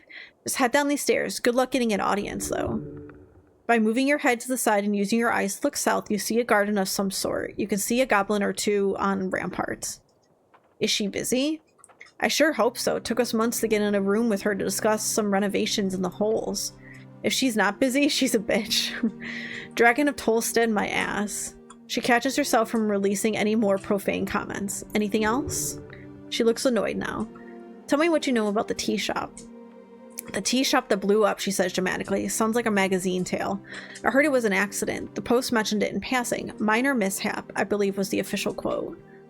Although, from what people tell me, it was quite the explosion. Quite? You weren't in the area? No, I was on the North Wall, company business. North Wall, one of the 5 districts of Norfolk, known as the Industrial District for its many factories built along the river. This is where you live. Anyone who calls it the North Wall is probably not a local. Everyone who's cool calls it North Wall or just North Wall. The sign of an outsider, she calls it the North Wall instead of just North Wall. She looks inland, a term for travel towards the endless waste away from the coast. I did see the smoke. Was a clear day. What do you think was the cause, Earthguard? If the city says it was an incident, then it is. No. I believe there was spellcasting involved. Maybe it was the tea leaves. If the magistrate says it was an accident, I believe it was an accident. No comment. She raises an eyebrow. Hold on, are you here to investigate the tea shop? She's a free strider, so why run? Oh, she's a failure. Stand against her. She has no right. Yes? Really now? No. Say no. Oh. Interesting. I'll be honest, I assumed the city would just ignore it. But they sent you. Perhaps it was a secret? Should we have stoically avoided the question better? It's sort of a giveaway. Clearly someone thinks this is an esoteric mess if they sent a cleric to look into it. Why would the city avoid sending a representative? What exactly have you heard? What exactly have you heard? It blew up. Fireplace incident. Bullshit, of course. Most likely a rogue spellcaster. Why would the city avoid sending a representative? Duh, because of the election, of course. Look, Tolstead is a highly volatile district with lots of extremist ties. I believe this tea shop acted as a sort of lightning rod. So when a place like that blows up, why would any faction spend resources investigating it? Might even seem like a blessing to some, to cleanse the city of its filthy holes. Especially when these resources could be spent on trying to win the terribly important election. A sound reasoning. While some might see it as corruption, I'd classify it more as simply boring, but ultimately harmless bureaucracy. Sorry. Just adjusting. Okay. Esoteric, I keep hearing that word. What does it mean exactly? It means her eyes wander for a while, her brows furrow. It's a term to describe whenever anything queer happens, whether the cause would be regular spellcasting or something more esoteric. I'm sure you've noticed something you couldn't explain rationally, then that would be esoteric. I assume you of all people would know what that is, considering she mimics casting a spell with her hands and points at you. Well, I'm here now. You sure are, and good luck, cleric. If there's anything that Ascani Reed's trading company can do to help you out, let me know. You can usually find me down in HQ on Water Lane. She smiles in a way that completely breaks down your defenses. Looking forward to seeing you there. I'm done discussing business. About the doors. Yes, have they had enough of wasting my workday? Good luck. I'd like to know more about you. Little old me, I'm an open book. Where are you from? She doesn't answer you at first. Instead, she looks away for a moment and smirks. She's thinking I'm messing with you.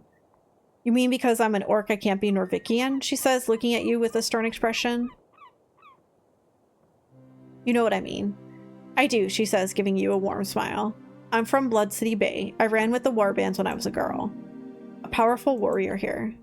Took me all around the coast, she explains, far from the cursed plains of Feltire. A land of elven ruins with magically fertile lowlands in between. In its center sits Blood City Bay, the largest city on the coast, built out of the corpse, or rather just the head, of a Gorgorian. We were hired during the Third Revolutionary War in Reeds. When it was over, I stayed behind. As she speaks, you see her eyes glimmer. All those memories coming back to her. She's seen a lot. Those were the days. Attempt to flirt. What's it like being an orc in Norvik? My kind is quite rare, so she mumbles, her gaze trailing off towards the horizon. Some sadness, loneliness, you feel terrible for her. The occasional comment does sting a bit. I've gotten used to it. How nice of you to ask. I know what it's like being discriminated against. You do? I'll be damned. If you don't mind me asking, how exactly? I do mind a secret. Members of the Holy River Order are a minority in the city. Humans are going extinct. We need to fight back. Technically true. Best kind of true. She laughs and sighs. Earthguard, you truly are an enigma. So you're working for the Free Striders? I don't work for the Revolution. It's just a revolution. You fool. You knew that. Maybe. I work for the Ascani Reed's Trading Company. We promote the Free Strider ideals in Ascan. Currently, we focus on making sure this election process goes smoothly, along with other economic concerns. I enjoy working for them very much. Perhaps not so much on slow days like this, but alas.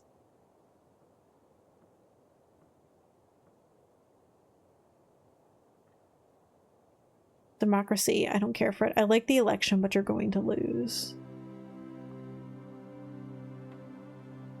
I don't really agree with the Free Striders. I'm gonna say I'm apolitical. Apolitical? I love some.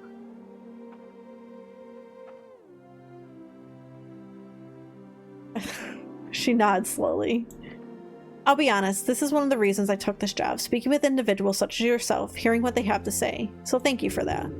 She's being genuine. I don't know, do I attempt to flirt?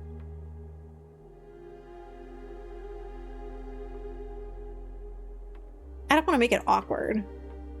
Oh, silly me, talking about myself all the time. What about you? I'm a literal walking corpse. Necromancy isn't unheard of, but who am I to judge? Be undead if you want to. I like her. Is there anything else I can say to you? Mm-hmm.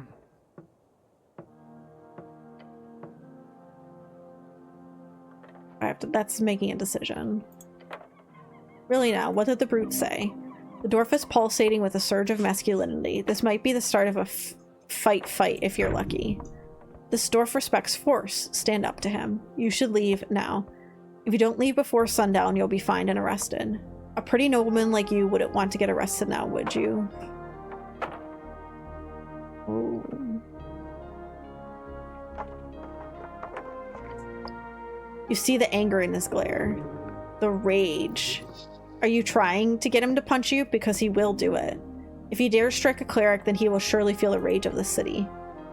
Blood means nothing. I've accomplished this myself. You're a hypocrite and a fraud, Alphaz.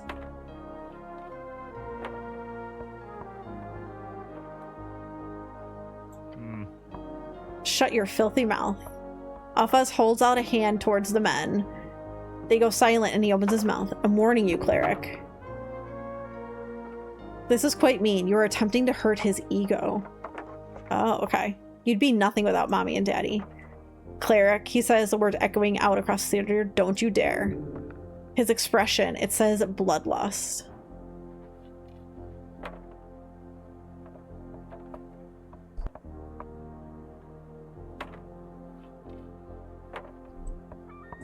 It's only a 10.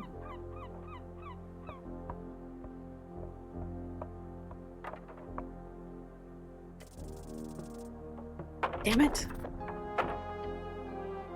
Let's see. How can you provoke a dwarf with a hierarchy complex? Maybe.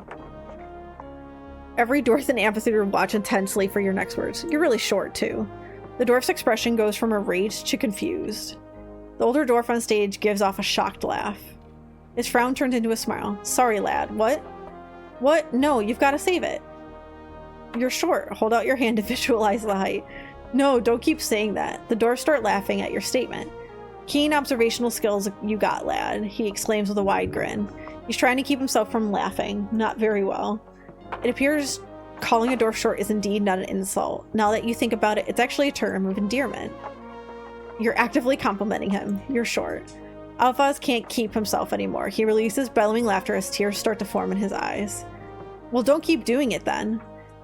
The gaggle of dwarves are all holding their sides. He keeps saying it. Please, Mr. Cinnamon, no more, he says, pleading in between cackles. For fuck's sake. You're short. Look sad. They follow the ground, cackling loud enough to be heard across Pillar Road. A long time passes as the dwarves keep laughing their asses off. But eventually they collect themselves among the occasional relapse and snicker. Oh good gods, one of them mutters in between chuckles. Alphaz comes up to you, wiping his eyes with a handkerchief. Thank you for that, Mr. Cleric Cityman. That was wonderful.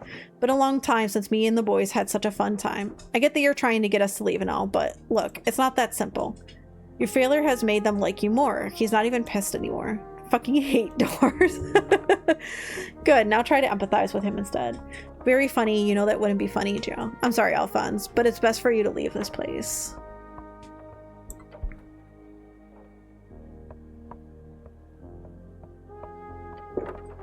Hey, he says, leaning in. What do you expect me to do, huh? These boys are counting on me.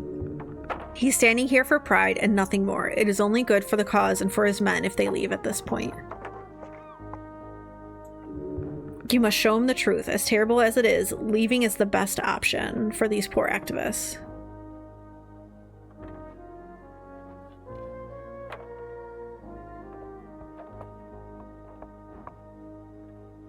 I mean, I guess I gotta. Frick, I still failed.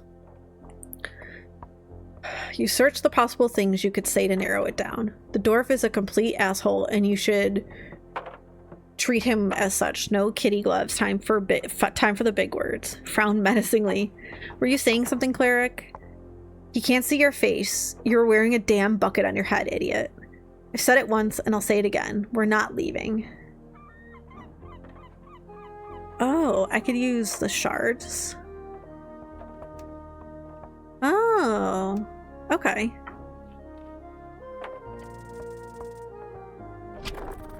Oh, it still failed. Frick. What is it? It's a 12?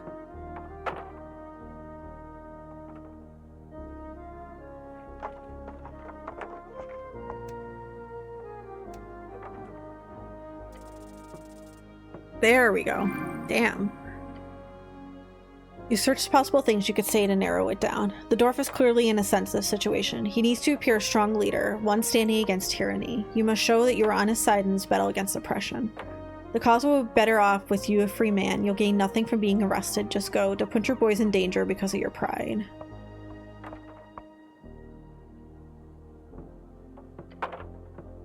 You see his thoughts starting to swirl behind the dwarf's dark eyes. He turns to his companions and raises a hand. Boys, we're leaving. Scrundled as they are, none of them complain too much as they pick up their tools and grab their green banner. Before setting off, Alphaz gives you a stern look. You're a strange lad, but I see you're nothing like her. If you want to do some real good on Tolstead, then join us. Find us on the crossing. He nods and walks away with his band of unhappy dwarves. This dwarf is an extraordinary man, albeit prideful in his ways. Finally got rid of him. Phew, let's go talk with the orc again.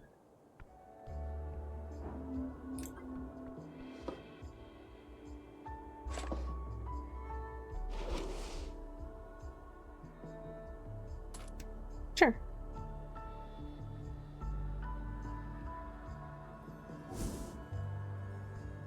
I'll have to figure out how I fix exhaustion.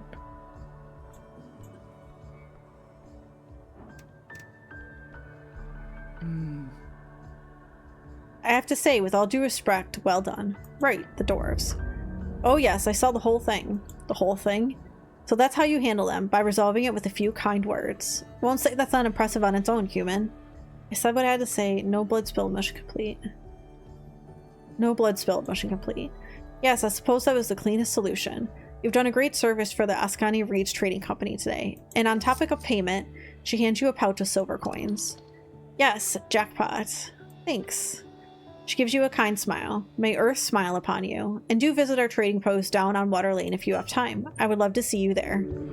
She would love to make use of you there for profit. Well met, Agent Vera. Same to you, Cleric. Now it's just you alone in the Circle Square. Quest complete.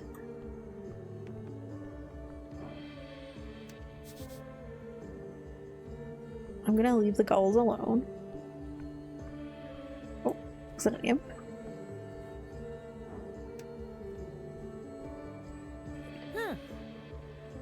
You raise your head towards the sky. Above you sits a tiny red creature. His wings flutter faintly in the wind. He's just a little guy with wings reading his little newspaper. The fiend throws a quick glance your way. He's annoyed. An evil creature. Beware. Staring at a piece of paper, he doesn't acknowledge your presence. What you reading? A sigh escapes the fiend's maw. He slowly puts the paper down. Braxo Pencilwing. The paper is actually a torn out page from a magazine. I like the funny pictures. I like the pictures too. Yeah, I imagine you would. He's mocking you. Wait, he says, leaning in to get a good look at you. Earthguard? A cleric? How's you doing here? That reaction, your presence is uncommon. Divine mission, the usual. Very well, I won't get in your way. I, for one, am very happy for your presence. This place has gone downhill since the city let the goblins and free striders run amok. We need some damn order in this place. Wise words. So if you need any legal advice, just let me know. He gives you a tiny sharp smirk. You should be aware of the fact that this is literally a devil. A lawful evil fiend. They are lawyers, soul traders, and either the most efficient type of leaders or the worst type of middle managers. Their numbers are dwindling as of late, but in Blood City Bay they still rule supreme. A good little devil. Are you a barrister? Can you give me free legal advice? Should I invest in stocks? What about your alignment? What does the law have to say on resurrection? What about charm person? You hear about the tea shop. Yeah, of course. Pretty hard to miss when flying past Tolstead. What's your take? It blew up. Not sure what else you want to hear. Why do you think it blew up? Honestly, haven't seen a blast zone like this since the Coast War. The Coast War, the Great War, a conflict between the Arcanists of Reeds as well as every other nation connected with them across the coast. A horrible waste of human lives which claimed millions of lives. There was no honor in this fighting that you know. And you didn't hear this from me, but the little fellow trusts you. He is your friend. The scorch marks look like those from a fireball, but not the kind you get from a trigger-happy pit fiend. We're talking a high-level wizard stuff. 3rd level evocation spell. Be careful, cleric. Powerful forces are at work here. Thinking about it for a few more seconds makes it clear to me that it's all a big cover-up. Wouldn't be the first time a city-trained spellcaster goes a little off the hinge. There's corruption in every system, even in the great city of Norvik. Other than that, not to be self-incriminating or anything, but could be a fiend or an elemental. I mean, Waterlane has shipments from Kargamesh every other month. Maybe a fire elemental slipped through? Who knows? Can't be a cover-up. The city is honorable. I think it's a rogue spellcaster. A fiend, huh? Evil elemental sounds. I think it's a rogue spellcaster. It's the simplest answer. But I'd suggest having a chat with the owner of the tea shop. Who knows what feathers were ruffled, eh? He gives you an ominous chuckle.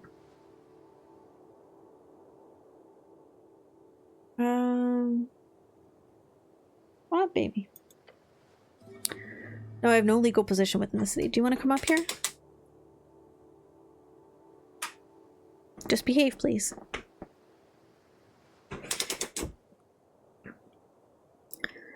I'm just fairly knowledgeable in the magistrate's codes. The highest government position beyond the Lord Patriarch, chosen to rule a district in Norvik for 10 to 12 years, depending on their bloodline. So he works with city law. Ask him for details. Max? No. So what type of work do you do? If you love what you do, you will never work a day in your life. He smiles and smirks. So what do you do? Me? I do scribing most days, get some connections within the palace, and believe me, phew, that's gotten me through some tough times. An unofficial nickname for the current rulers of Norvik, named after the palace district in most central authority resides. Home of the aristocrats, bureaucrats, and remnants of Earth's court. See, whenever some rich asshole needs a legal draft in a hurry, who do they send for? The guy with the wings, that's who. Awfully drab. Always on call, huh? For sure, but I get around quick. What do you do in your spare time? Calligraphy? A true man knows the value of lettering.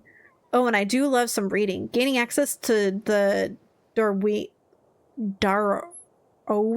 library changed my life.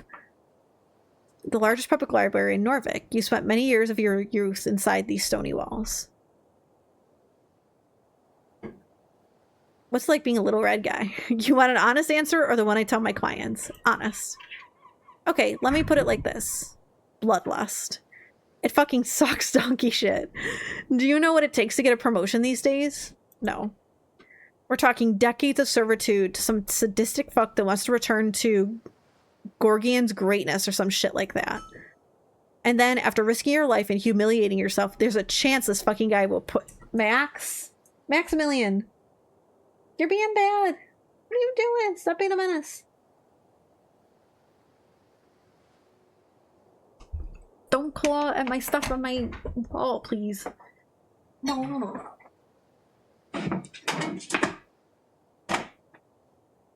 Don't be a menace. Behave.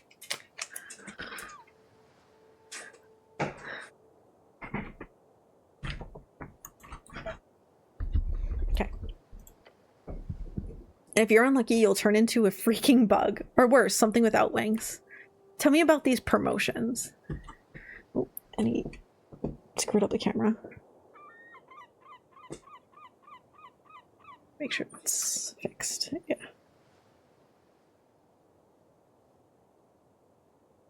Sorry, forgot not everyone knows how devil can work. Let's put it like this. Devils have a ranking system.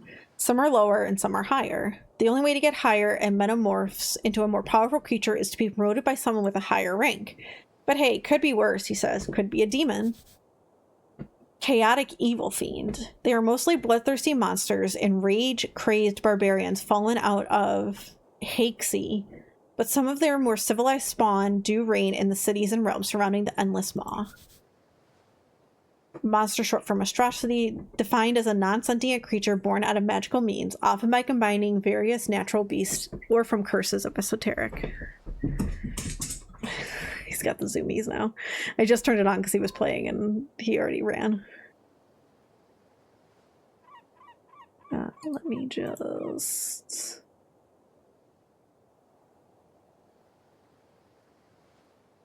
There you go. Demons are horrible, chaotic creatures that live by the rule of complete meritocracy, which would be amazing if it wasn't for the complete inaptitude of civilization building. What are you voting in the upcoming election? What am I voting for? Same as you, the little devil says. The good guys. And that means the city, duh. The elites are quite literally feeding my trove at this point. You think I'd vote for someone to topple them? Voting in his self-interest, as anyone reasonable would do. And you're being selfish and you're voting wise choice. Interesting. I don't have a political opinion myself. Wise choice. Gotta vote for the little guy, eh? He lets out an evil cackle. What a nice guy. Anyway, you wanted something? I'm done. I've asked everything I wanted to. He throws up his little arms in the air. It's over, by the gods. What about alignment? Ah, yes, the overrules of morality. Norvik does not moralize over alignment, officially, nor do most of the city-states across the coast. Why don't we lock up all evil? Ringo! Stop it. Stop it. Hi, Loop. But why? Hi, Sam. Look, really, I'm no expert. If you want one of those, I suggest heading down to Water Lane. Scholar Appledent has an office there. He'll be sure to indulge you. He cackles and squints at you. That halfling's got one hell of a green lean, if you catch my drift. So be careful not to catch any bad ideas from him, you hear? What does the law have to say on resurrections? That's one hell of a question. He smirks for a while. It's really interesting so far. I'm enjoying it. Higher tier resurrections aren't illegal. They're just not available anymore. He spells like, yeah, revivify. Not available. What about low level resurrection? Does murder still count if the victim is resurrected? Are you legally considered a... I got a lot of these. Not available. Figured a cleric would know better than me, but spells over 4th and 5th are rarely seen these days. If you want to know why, go pray. Your god grants you magic. In his wisdom, he only grants higher power when needed. In your lifetime, it has not been needed a lot. After Earth died, it's been a bit hard for even the top-rating clerics to manage higher-tier magic. At least if you believe the rumors at the towers, which you should.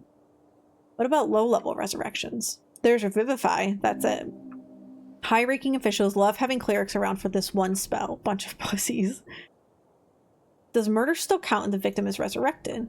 He thinks about the question for a bit. There's been cases. Heard of a man stabbed in a bar fight. Bled out just in time for a drunk cleric to arrive. Cast Revivify and the bloke lived. The stabber ended up being charged with a major transgression of personal well-being. And that's not murder per se, but I'd argue it had more to do with the fellow's barrister making it clear to the judiciaries that there was no killing intent. So, not an accident, but not a murder. Just a brawl gone too far, but that'd be hard to sell if the victim wasn't breathing. A complex scenario, something clerics often have to contend with. But in most cases, I'd say yes. So don't go around murdering folk and revivifying them, cleric. Would be kind of funny, but, you know, don't. Are you legally considered alive after a resurrection? Yes, for all intents and purposes, you are alive. Undeath, on the other hand, would be a very different affliction. And how is that defined? As long as the necromancy is considered a divine origin, the soul is returned to a healthy body, then it is considered as a normal resurrection. If the origin is more black magic shit, as they say, or some kind of corpse animation, then it would be considered as bodily sacrilege, and that's a top-tier criminal offense. How top is it? Oh, it's up there. Does death absolve your crimes? Now you're asking real questions. But no, it does not.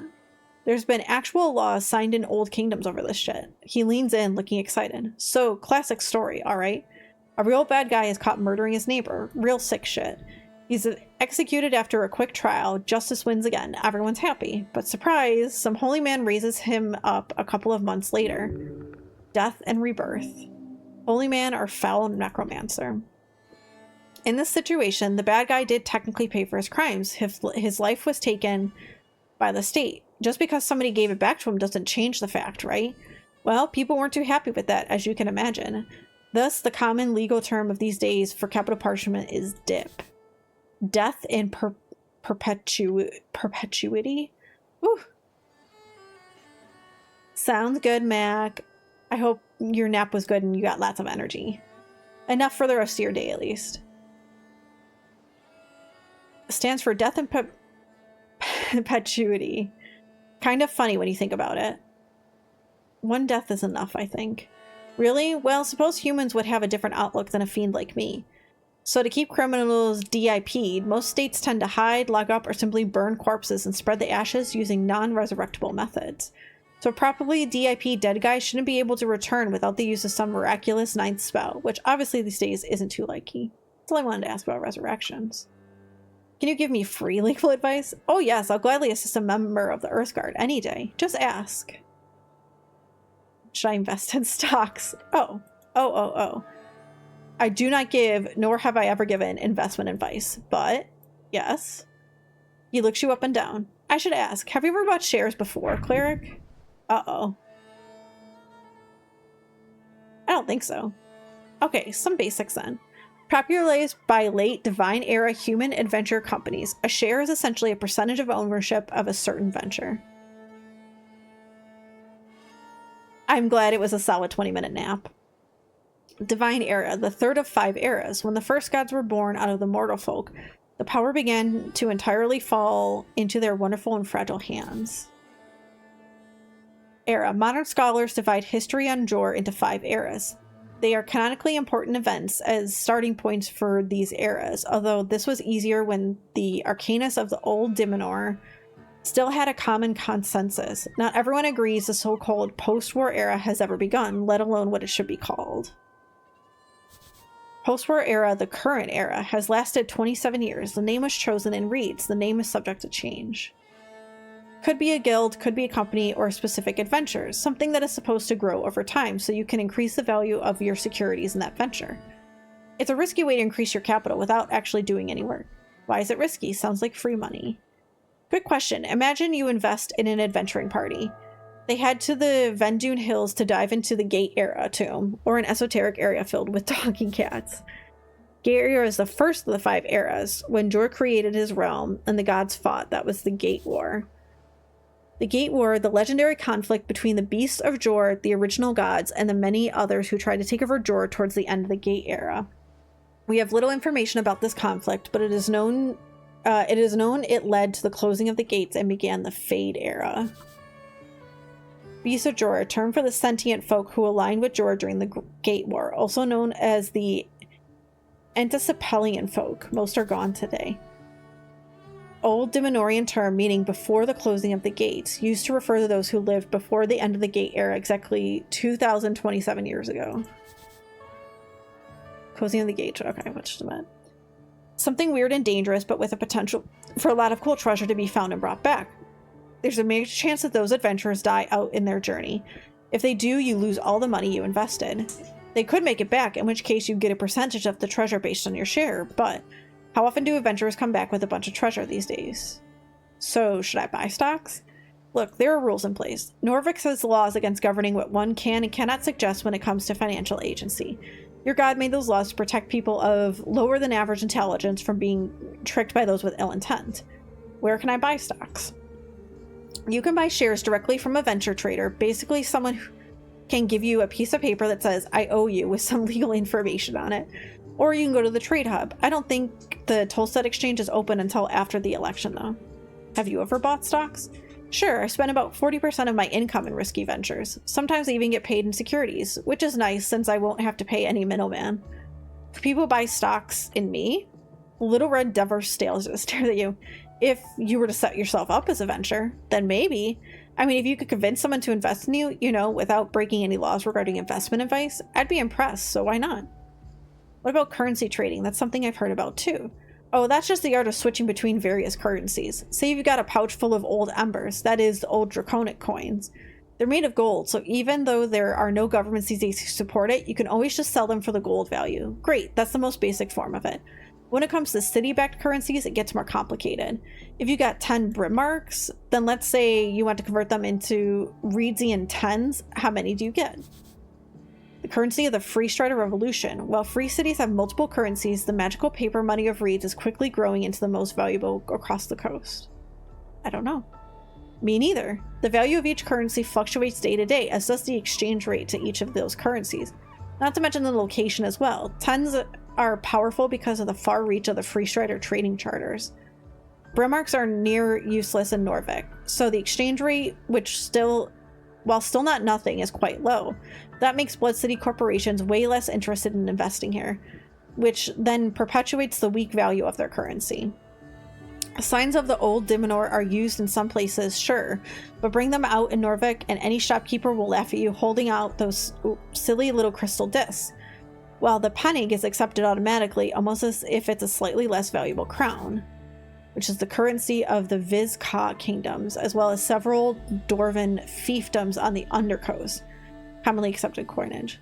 Then the soul is, on the other hand, extremely valuable just because of the human Golden Horde's influence. It's a nickname for the Undersea Coast, which is the gravity-reversed cavern sea and archipelago right underneath the coast. Dig down far enough and you'll end up passing through the gravity flip, and then you can make the climb to the Undercoast. And the Ilim Jeplin, those weird little ice cubes.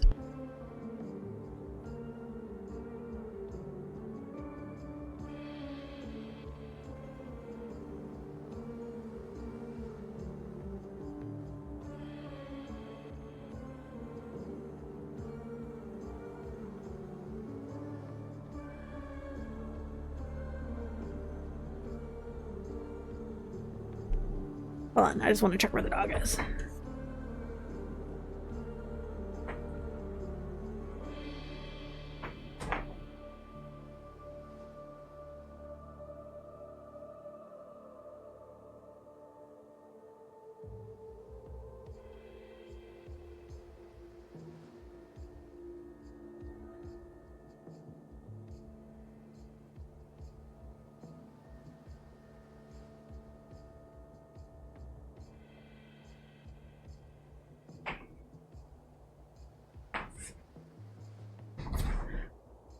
Dog is outside, which was why he was not responding to me. Because Ryan is home. Okay. I'm guessing you've never seen one and never will. Take one to an exchange state and will quite literally think you're messing with them. But yeah, that's some info for you. I'm learning so much. He nods and grins. Economy, you know, messy and fun. That's all I have to ask about stocks. What about charm person? Charm person? Such a fascinating spell. Of course, all spellcasters are required to be registered in Norvik. It's the same in all not completely chaotic city-states. There are certain spells that are just not allowed at all, like Fireball is a popular example. But Charm Person is, despite its devilish mind control, legal. It is cast by a registered cleric or a city-hired interrogating mage. I'm enjoying it. It's obviously a lot of reading, so make sure your voice is ready. But this is my first time playing it, and I've been really enjoying it. So I would definitely recommend giving it a shot. Private entities are not allowed to learn or cast it, although I can promise you many still do. People don't tend to like it when I cast Charm Person. Okay, good to know. Indeed. You're welcome.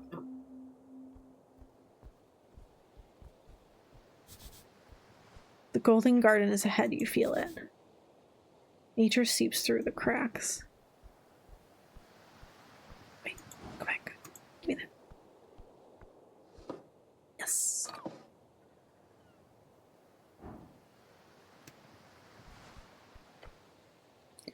Find a goblin standing at the tip of Tolstead. His clothes are fit for a Reedsian trader, and his haircut is fit for an Eskani nobleman, a superficial fellow. Behind him, a vast view of the mouth of River Torna. A little weasel. Let me guess, you're the cleric. The cleric, yes. Yes, I'm the cleric. That's me. He nods, looking tired and annoyed. The path of being cleric is becoming even more familiar. For choosing this class 3 times. I'm Snell, runner and handler of the HWBT. Old lady's been waiting for you. This old lady must be his chieftain, the matriarch of his tribe.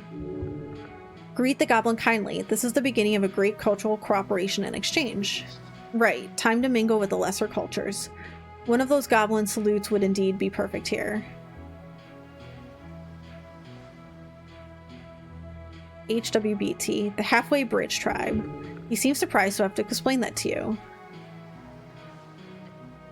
You raise your arms up into the air as one when greeting an uncivilized tribal goblin. He's being charmed, of course. Cleric, what are you doing? Lower your hands, I'm sorry. The goblin clears his throat. The goblin looks around, clearly struggling to find the right words. Okay, right. Head down to the garden throne, but he waves his claws towards you. What's all this? You look like a human should. He's making a playful jab. Don't worry about it. The gall. You should teach him a lesson. Whatever do you mean? What I mean, you're covered in grime. You're a man. Men are supposed to be covered in grime and gravel, at least 90% of the time. Like any real man would be. I don't want to be dirty. Great, you can wash up once you're done here. Just dust yourself off. The dragon's waiting, and trust me, you don't want to disappoint her.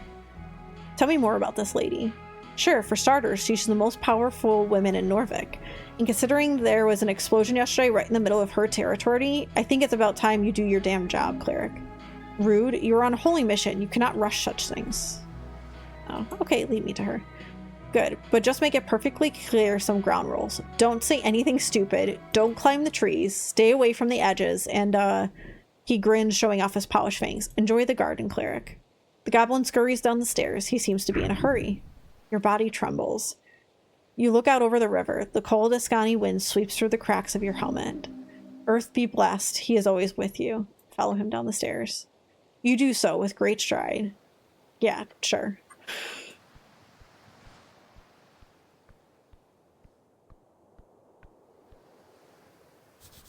A sacred river fights against the red rocks. These railings follow the Safety Council standards of 22.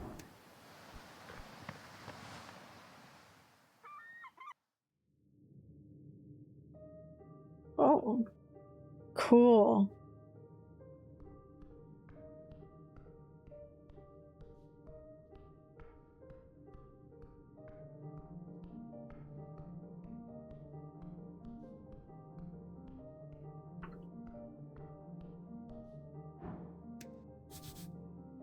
And ask of ingredients, you can surely take some.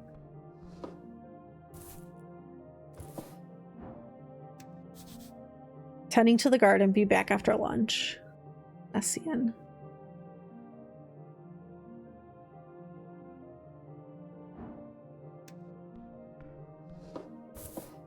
Don't know what those do, but I got a lot of them.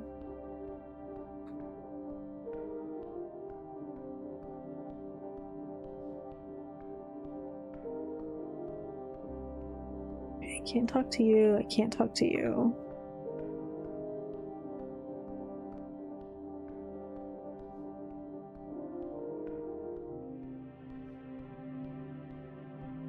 Okay, that goes down. Those before left many holes in the Berggrund.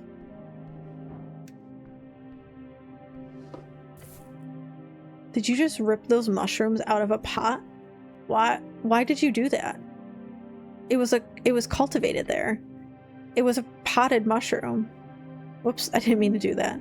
Wow, sure, you know what you were doing. Pure evil. The primal scream. Primal, one of the three pillars of magic. It is represented in the natural, wild, savage, and elemental forces of Jor. They cannot be controlled, only bargained with. Someone worked hard cultivating those, and now you've just taken them. Can I put them back? No, you'll have to live with it. Okay. Sorry, I loot goblin too hard.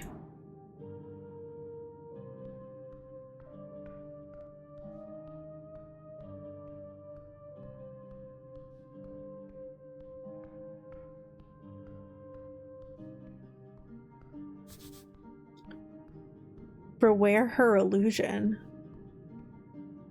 Oh, interesting. The dragon herself. You approach him before a sprawling tree. The well-dressed goblin stands proud beside his master. Go ahead, cleric. With a proud smirk, he motions towards the wooden throne.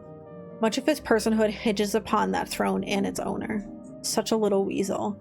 You should stand before the throne, address her court. You approach the throne. The sprites flutter, their glow illuminating the trunk of the great tree, its roots searching far below, its branches holding up the dirt ceiling above. On the throne sits a tiny goblin, her smirk as bright as it is threatening. Her eyes follow you with an intensity, remind you of a certain pale man.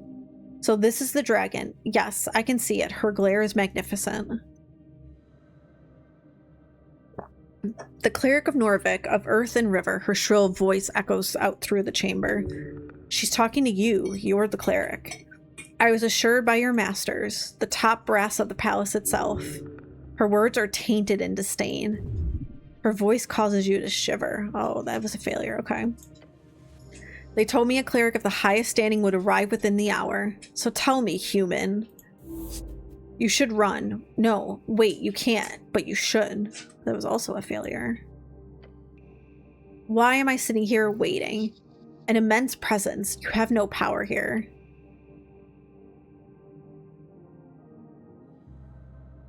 I had an accident. She scoffs. Yes, I know about your little trip down the river. That is no excuse. How do you know about the river? Her eyes meet yours, glaring. These are my streets, doubling. Nothing eludes me. Except the fact that the tea shop exploded under her watch. Stay silent and bow your head. Her frown turns into a weird expression. Whatever. She does not feel like mauling you now. You're dancing on a fine line. Hers is a frightful presence.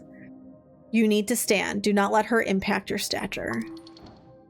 You can't take this much longer. You need to get out of here.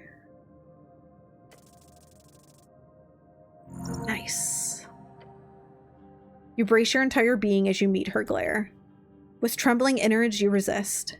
She lifts her chin. You stand. Good. She's not impressed, just happy you did not completely lose your mind. The dragon leans on her armchair, letting out an exhausted groan. It is vexing to watch my streets descend so far. Are you even aware, cleric? A local business caught up in an inferno, in the middle of the day, right on Pillar Road. My road. She roars and you stand your guard. And yet, Magistrate Darrow, she spits out the name like it's a curse word. He alone believes the Halfway Bridge tribe does not have jurisdiction over this particular location. It's like...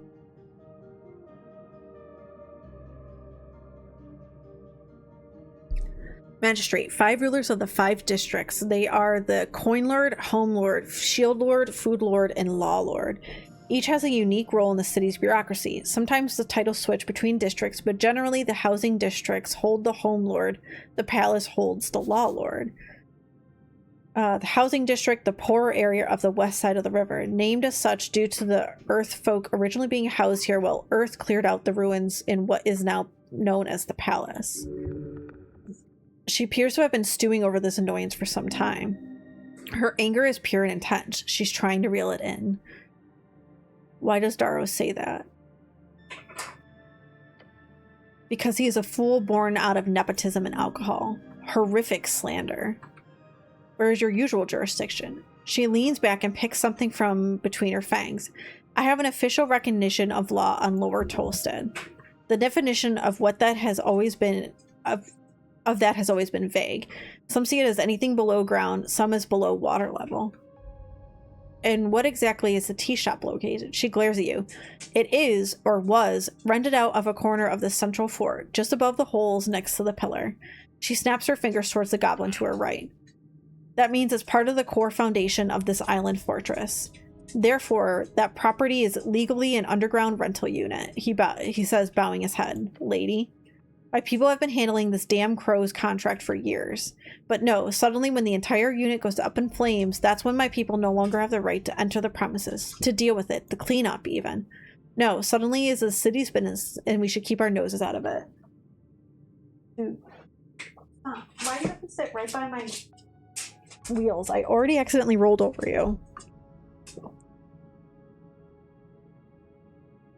Corruption, plain and simple. It's one hell of an accusation. Don't slander the great city. Sounds shady. Sounds shady. Her sharp glare stabs you. Normal business in Norvik. And don't get me started on the actual effect this has on my people. Snow, she says, and beckons towards the comely goblin. He approaches the roots and takes a bow. Lady Sageleaf. Then he turns to you. The magistrate says it was an accident involving a fireplace failure. They've yet to send anyone in to actually investigate the scene. You want to check it out yourselves. Of course. The lady glances at him, to which he responds by making a nervous face. He's embarrassed. The explosion occurred on the 21st of March, just past noon. 3 minor injuries were reported in the area. Luckily, foot traffic was low at the time of the incident, so despite the massive kaboom, no dead folks. Who were injured? We only managed to get one name in the chaos. A certain Frank, son of Frank, was said to have walked away with lesser burns. That's the sort of prefix used by Earth folk, a human most likely. It is an honorable name to name a son after the father. He was apparently dressed in a fancy yellow outfit, whatever that means. Beyond that, we have some conflicting accounts. One person said, quote, he looked like one of them dungeoneers, you hear? A real adventuring man, end quote. Another said he was looking to get out of trouble, heading right down the stairs to Water Lane. Dungeon or Water Lane? Both sound like trouble. Frank, son of Frank. Really? Yeah, okay, a dungeoneer. If you believe it, that comment was from one of the militia members. Could be smart to check the city below, just in case, despite the dangers. Down to Water Lane? Yeah, seems like he was heading in that direction, though down could mean a number of things, Water Lane included. Fancy yellow outfit. I'm assuming some type of Reedsian fashion. Was he inside at the time? I doubt it, considering the state of the building. Why was he there? We don't know. He's annoyed to have to answer that question. Where is he now? We don't know. Sounds like you were handed a tough hand. Yeah. Although one of the militia members mentioned him just calmly walking away down the stairs.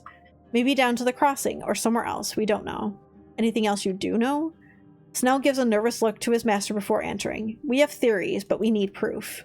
The lady raises her claw. The unveiling has begun, cleric. Secrets in the ashes. Corruption, madness, she claws at her wooden throne. Politics. Bureaucracy wears her down. This is clearly the work of a rogue spellcaster, someone who cannot go unpunished. Justice, yes. A rogue spellcaster, isn't there an anti-magic task force we can call? Can't he deal with it? A rogue spellcaster, isn't there anti-magic task force we can call for? Why, yes, there is, she exclaims. She points with a sharp finger. You. Arcane Clerics of Earthguard, one of the few authorized spellcaster groups in the city, often uses a task force in esoteric events, accidents, and magical assaults. The lady clears her throat, loudly. I formally declare a joint venture. The Halfway Bridge Tribe and the Earthguard City Cleric shall investigate the tea shop on Pillar Road and bring justice to those who seek to harm the peace. No creature, foul or fail, shall escape my rage. The words seep out from her maw, burning the air. Every goblin in the chamber looks upon her in awe. She is theirs to serve. The dragon has spoken. Nod solemnly. She looks upon you with a grim expression. Snell, she says, waving towards him. Yes, Lady Sageleaf, bowing his head. You are the handler of this case. You've worked on it since the explosion. You know more than anyone. I want you to represent the tribe in this venture. His face lights up. A goblin and a cleric. Together you have access to both Upper and Lower Tolstead. His expression is that of shock. He did not expect this. Do not disappoint me, Snell. It appears you've received a party member on your divine mission. Sad it had to be a damn goblin. Do I have a say in this? No. Okay. A new party member.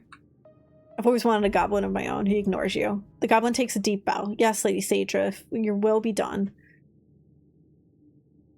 The evil forces at work will be vanquished. Huzzah. The mystery of the tea shop shall be uncovered. The sooner the better. First priority is the tea shop. We need to gain access. Your new goblin companion gives you a quick wave. Let's go, cleric.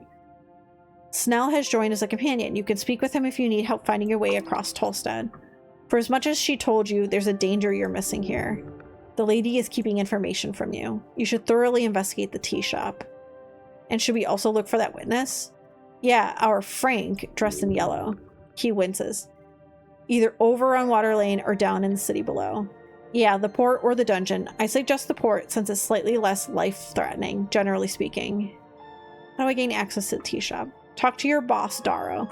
Or I guess he's not your direct boss or whatever, but you'll need to get an audience with him if you want to get inside the tea shop. Right, and where's the tea shop again? The goblin sighs. You know the massive pillar reaching endlessly up into the sky? Yeah, just west of that. The pillar is the centerpiece of Norvik.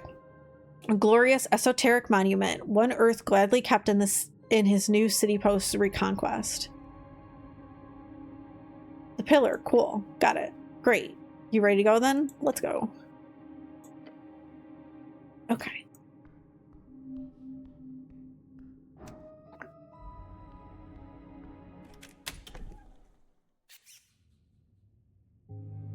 Oh, interesting. And this leads back here.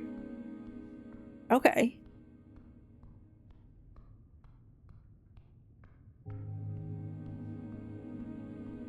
So let's go.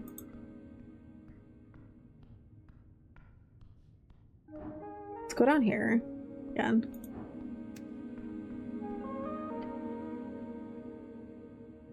Inspect the crate. Notice a little marking on the back with the letters HBWT. The lid has been tossed behind it. Look at the sand. The crate is filled to the brim. It's just sand. Huh? The goblin glances over at what you're doing. Let's see, that's his eyes shoot open, very, very wide. Nope, back off right now. He pushes you away from it. Oh, that bad, huh? Yep, do not touch that shit.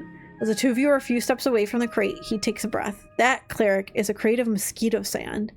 Without explaining further, the goblin sneaks up behind the crate and grabs the lid.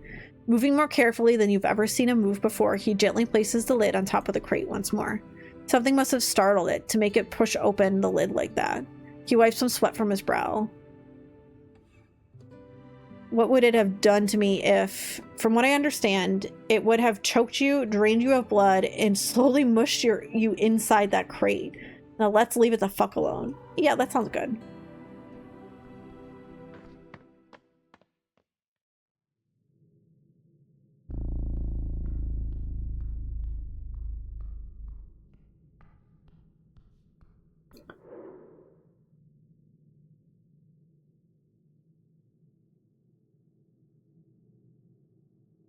Remove a level of exhaustion. Okay, yeah.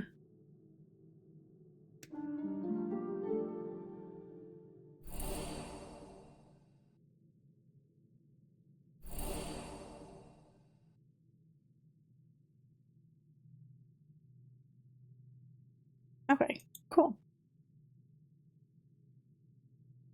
Unlocked all ability checks. Okay, perfect.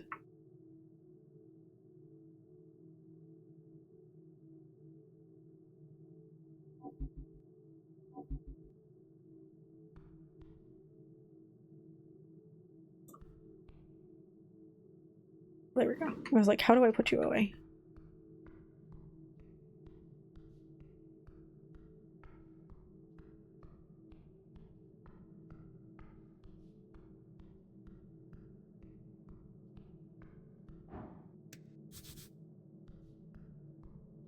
So we can't do anything about that? Okay.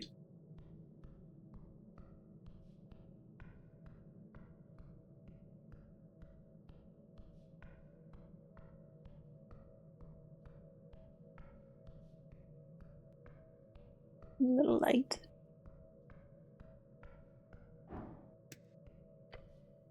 You look up at the pillar. The relic rises upwards, endlessly upwards. Central landmark of Novik, the symbol of Earth's conquest. The day he took the red rocks and slayed the Troll King, he looked upon this pillar and declared this sacred spot for all of Norvikians, for all of Earth folk. It was here before Earth, and it will be here after you, remaining until the end. A gate to another time. It looks a bit broken, cracked. Yes. While the pillar is indestructible, it was once under heavy siege during the most intense moments of the Gate War. Several pieces of the pillar float around in the air, especially as it reaches upwards into the clouds above the city. What kind of power would be capable of damaging this? Gods. The most powerful of Arcanists. The fundamental forces of reality. How many of these pillars exist? 8? Something like that. 1 for each band. Well, that was a failure. That makes them less interesting. Slightly. The fact is, no one has managed to make use of them in any way, despite their esoteric nature. So the pillars of Dror are relegated to being visual landmarks, seen from across the coast through clouds and mists of miles. So what do I do with it? Nothing. Just a rock to you. A tingly esoteric rock. You can always attempt to focus on it. Learn from this ancient relic. As you do, you feel the air itself tingle. Power. He is speaking to you. Touch the pillar. You place your hand upon the cold surface. Your body quakes, standing in awe of this ancient object. How many battles do you think it has seen? How many deaths? How many noble sacrifices given to one's god or king or people? The thoughts stir in you a deep sense of longing. Perhaps one day you will join in that sacred sensation. Perhaps right now. The goblin is impatient. No, later. Remember it. Yeah, we'll do that later. Because that's a high DC.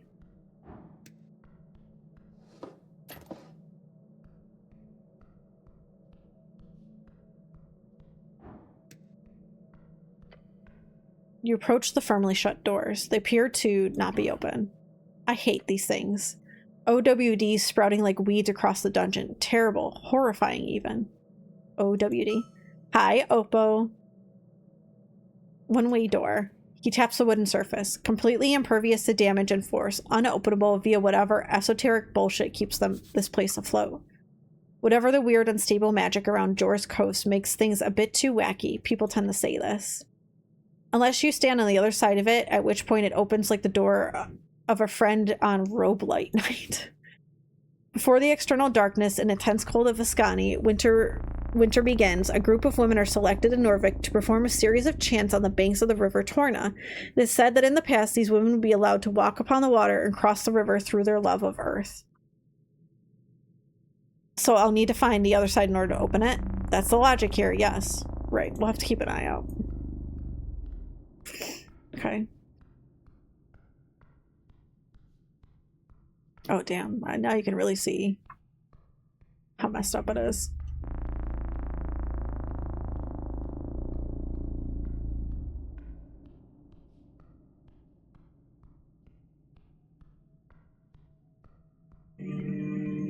Sorry if you can hear the weed whacking outside.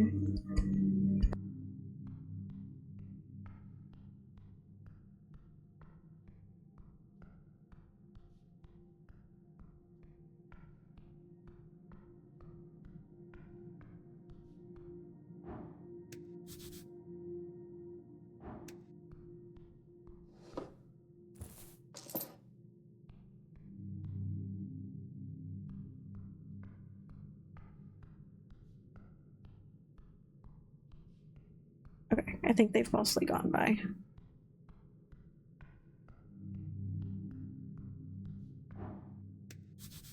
A calendar. It's out of date. Mounted upon this altar, you see a circular stone slab. Whoever has worked the survey site in the past has attempted to place it in its natural position. I remind you of a copper calendar, but far, far older. It is not spinning, it is not spun in centuries. Yet, moving your hand closer, you sense it, the faintest hum of esoteric power pulsing through the glyphs. It is still keeping time, even with its mechanism cracked. The various glyphs on the surface denote not a language, but rather sigils, it seems. Cipher the current day. No. That is no use, it is broken. Oh. Yes, this is a useless piece of technology. If you feel it is worthy of such a term. Okay. Damn.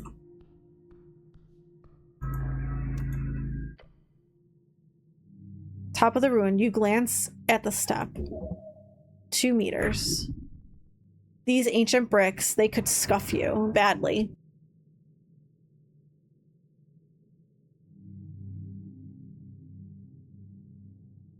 I don't know why they're mowing at 7:41, but whatever. These ancient bricks, they could scuff you badly. What kind of man, no, what kind of hero cannot step down a slightly uneven stone slab? Attempt to step down.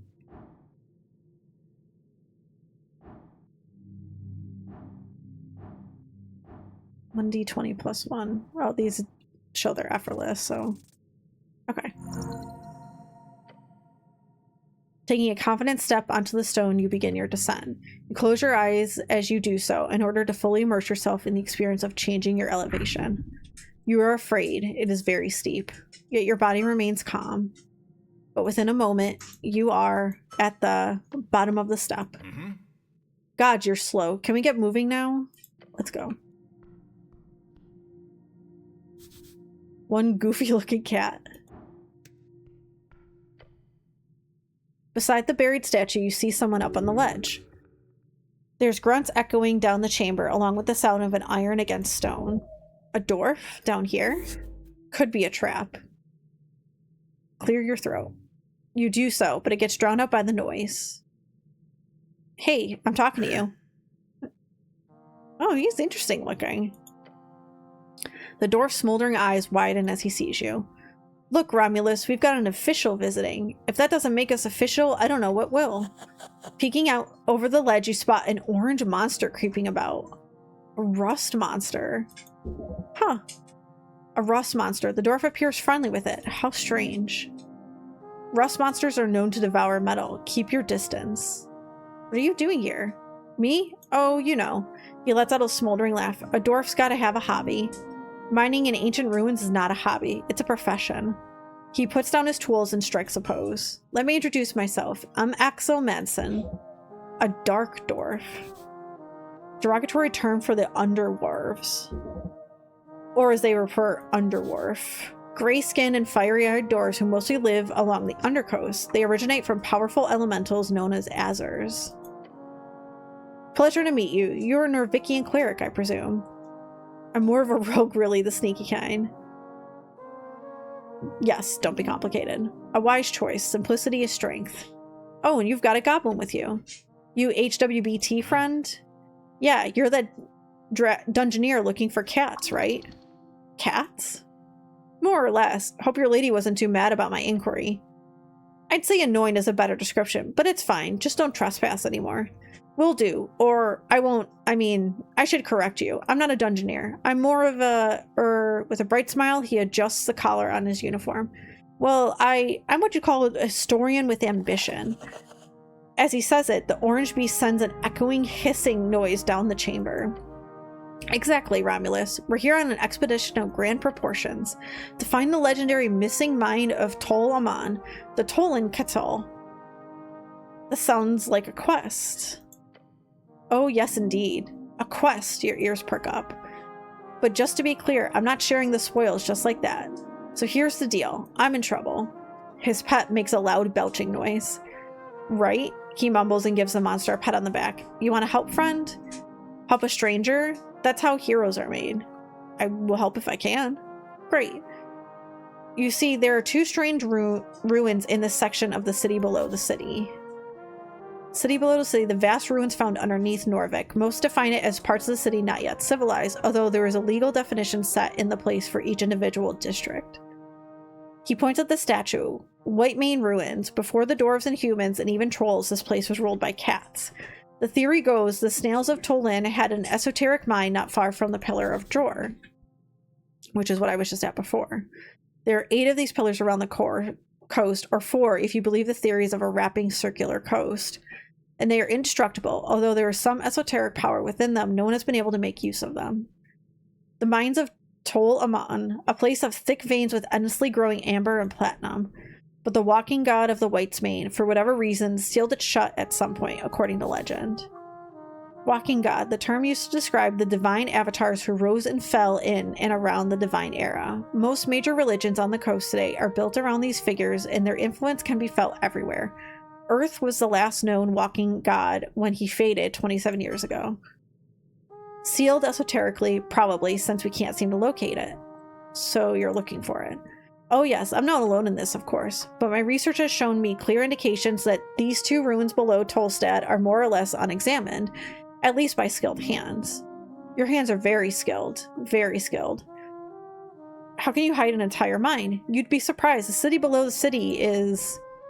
what is it, 4 or 5 levels of sprawling tunnels and caverns here under Tolstead? It's only this here top level that's in any way accessible. There could easily be some crevice far down that no one, not even the city's greatest paladins, has gotten close to discovering. The deep places of the world hold many secrets. So there's ancient snail folk and then slightly less ancient cat folk who built cat stuff on top of snail stuff? Exactly. Layers upon layers, like a corpse cake. So what's the problem? There's no problem with this site, but I'm almost finished here, and I am unable to gain access to the second White Mane Ruins, because it's inside HWBT territory, and they are very unwilling to allow a dwarf like me past. Your lovely goblin friends have hired a Brutus bugbear as a guard. But you're a cleric. If you can get access into their territory, then please head south. Through the damp high caverns, there should be a white main ruin at the end, a shrine, probably marked by a bunch of feline symbols. He gestures towards the giant statue. Just look for big cats, essentially. You can't get access yourself? He laughs loudly. No way, hombre. Lady Sageleaf has made it very, very clear that there is to be no dungeoneering in her dank tunnels, especially by outsiders, so no, that's not happening. Not while she's the leader of the HWBT. What do you want me to do there? He leans over the edge. All I need you to do is tell me if you find any symbol of a sun or two blades. Either of those, then report back to me, if you're able, and if you have time. He sighs, a deep, frustrated sigh. Wish I could do it myself. Darn those goblins. No offense, he adds, giving your companion a nod. None taken. I really, really do not care. Sun or two blades. Got it. If I find the shrine, I'll investigate. Great, and good luck. He gives you a thumbs up. What do you know about the tea shop? He crosses his arms and gives you a long nod. It's a type of cafe, you know, they serve tea and other drinkables. Sometimes they even have pastries. I love cardamom treats. No, the tea shop. He clicks his tongue. Is this some special tea shop I should be aware of? How long have you been down here? About a week by now. Takes time to set up secure perimeter. So you don't know about the tea shop that exploded? Exploded? I thought the election was bad enough as it is. Now they've got exploding tea shop? Norfolk is in trouble indeed. Oh well, he mutters with a shrug. Can help you there, friend. I've got a bunch of personal questions for you. You do? Or maybe later. I've got a bunch of work to finish up here. But I'll be at the Drunk Sphinx once I'm finished. Ask me there and I'll gladly indulge you. Why are your eyes glowing? Haven't met too many underdwarves, have you? Look, I don't have too much time, but really, once I'm done, I can talk all you want. Okay.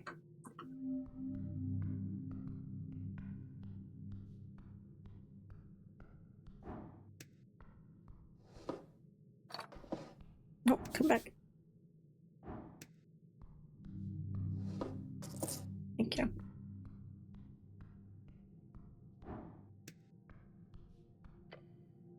You approach the step once more. A long step. This time should be easier. Take that step again. You take the first step, and then you are at the top of the step. Okay. We're good. Yes, Max. Yes, Max. What can I do for you? Oh, I guess it is time for you to eat, huh? Is that what you're telling me?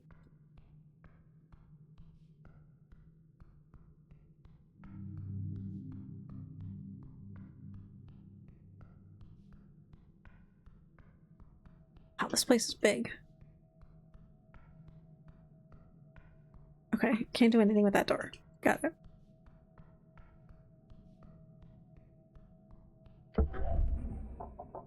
Ominous hallway. Click.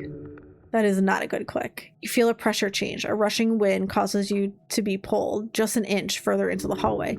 Then you notice the wall holes opening up. The goblin behind you is already in action. Back now. There we go.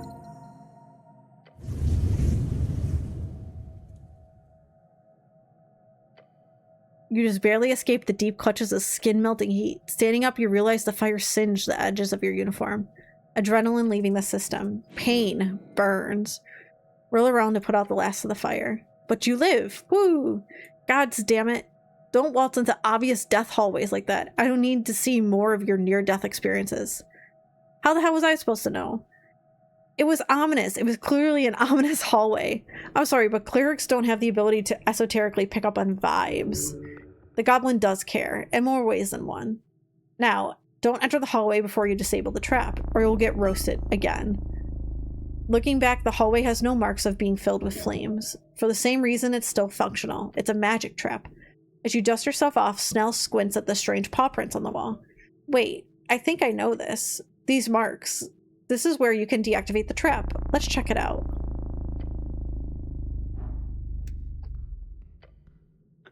There are two faint paw prints here, one on each side of the hallway.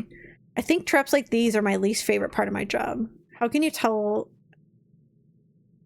your thoughts on these paw prints? I feel like it would be very silly behavior to go around touching paw prints in the city below. But honestly, considering the strange traps I've heard of, it wouldn't surprise me if this was some bullshit puzzle.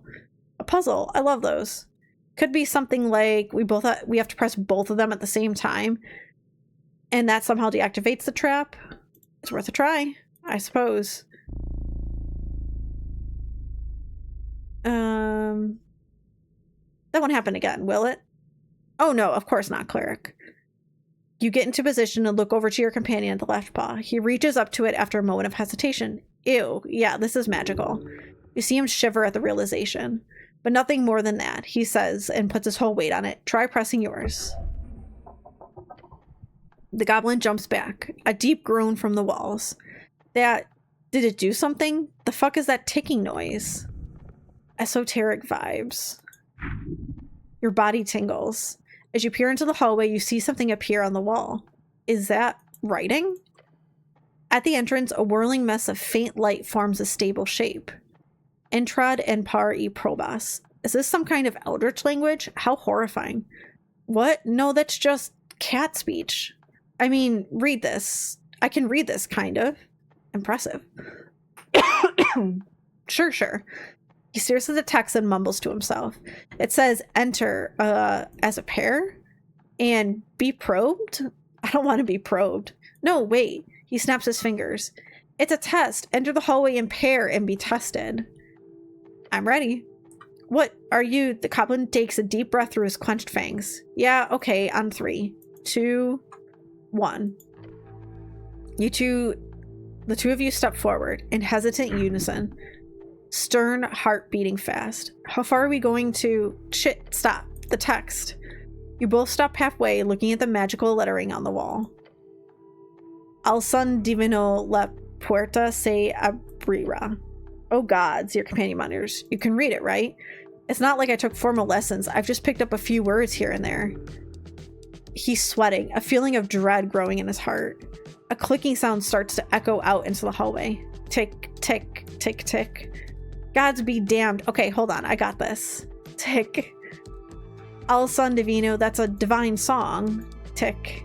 Puerto is door. Tick. Listen to the divine song and the door will open. Your doom is near. Take a deep breath. Okay, cool. Yeah, very cool. He glances around the hallway erratically. The ticking is kind of a song. A rhythm, at least. He's shaking. Tick, tick. You're clearly supposed to move forward in rhythm with the song, but without knowing it innately, it would be incredibly difficult to follow. Oh, damn. Okay. Ignore the ticking and try to outrun. Follow your instinct, or figure out what the divine song means.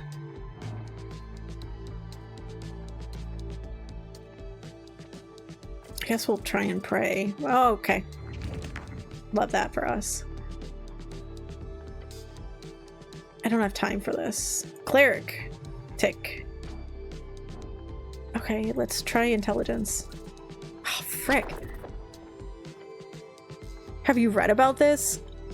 No, you know little of these catfolk, let alone some obscure song in their culture. The goblin punches you on the arm, hard. Let me do this again. There we go. You cannot know this song. It's simply not possible. Even if it did survive through some obscure document, the chance of you knowing this cat tune is approximately 0. But it's not 0. Unless an esoteric phenomenon happens to strike you, then it is. Unless, yes. Listen to the ticking. It's simple, but it's also familiar somehow. But that cannot be possible unless, I'm in a bit of a hurry here, it's been repurposed. This is the chant. You know it well. It's the river chant. I'm sorry. The ticking. It's the river chant. You know it? The prayer? I've heard it. Stop. Go lay down. Go lay down. Oh. Oh. He nods. Okay, I get it. The goblin has no idea why you're saying what you're saying, but he follows either way. It's a failure. What are you doing? Follow my lead. Count down from 3 and step forward on 0. Tap, tap, tick, tick. The rhythm lives in your soul. It must have been passed down. It lives inside your joints. The power it wields over you is indescribable. Hey, Diva. I'm so sorry. I was so locked in. Long time no see. Thanks so much for the lurk. I appreciate you, but I'm so glad you stopped in to say hi. It's lovely to see you. The power it wields over you is indescribable. You've repeated this prayer, this chant, for unity and enlightenment, for reasoning and meeting. 1, 2, 3, 4, 5. 1, 2, 1, 2.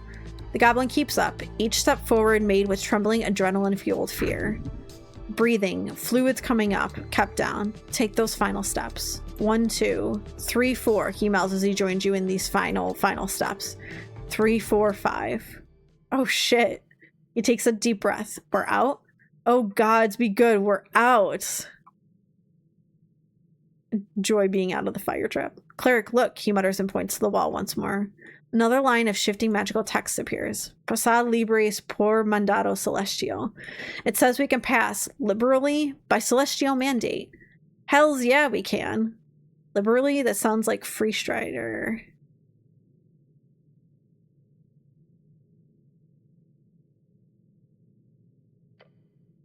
First of all, I didn't write the text, just making that clear. You have become apolitical. Secondly, I got it wrong. It's pass freely, I think. So I guess we can come and go as we please now. Hey, are you okay? Yes, Lion, get up. Your companion lets out a small laugh, the type of laugh you only get after winning against impossible odds. I'll be honest, he mutters, slumping down to the ground a bit further down the hallway. That was worse than a mass torsion. An infamous spell that causes all testicles around to twist, turn, and clench. It's horrific.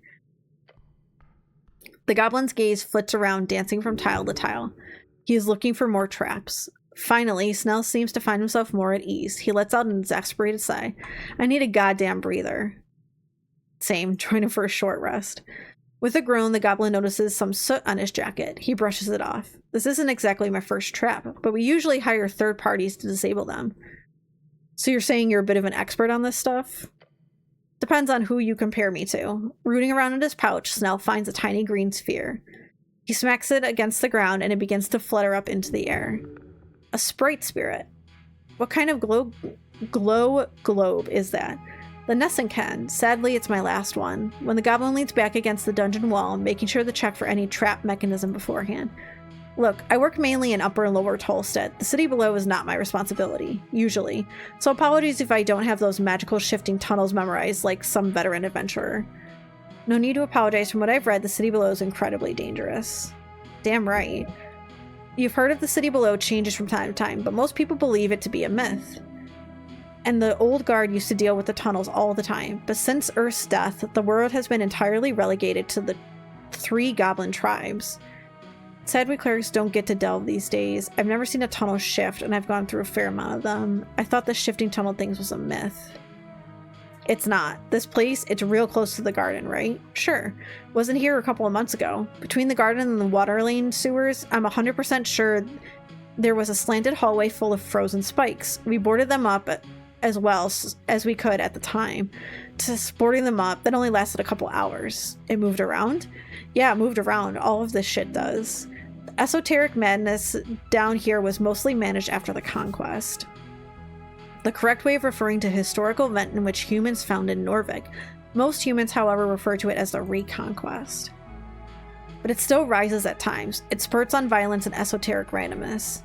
That's insane. I figured all the shifting calmed down after the conquest. It didn't. Or, I mean, from what I understand, your dead god and his paladins used to keep things clean.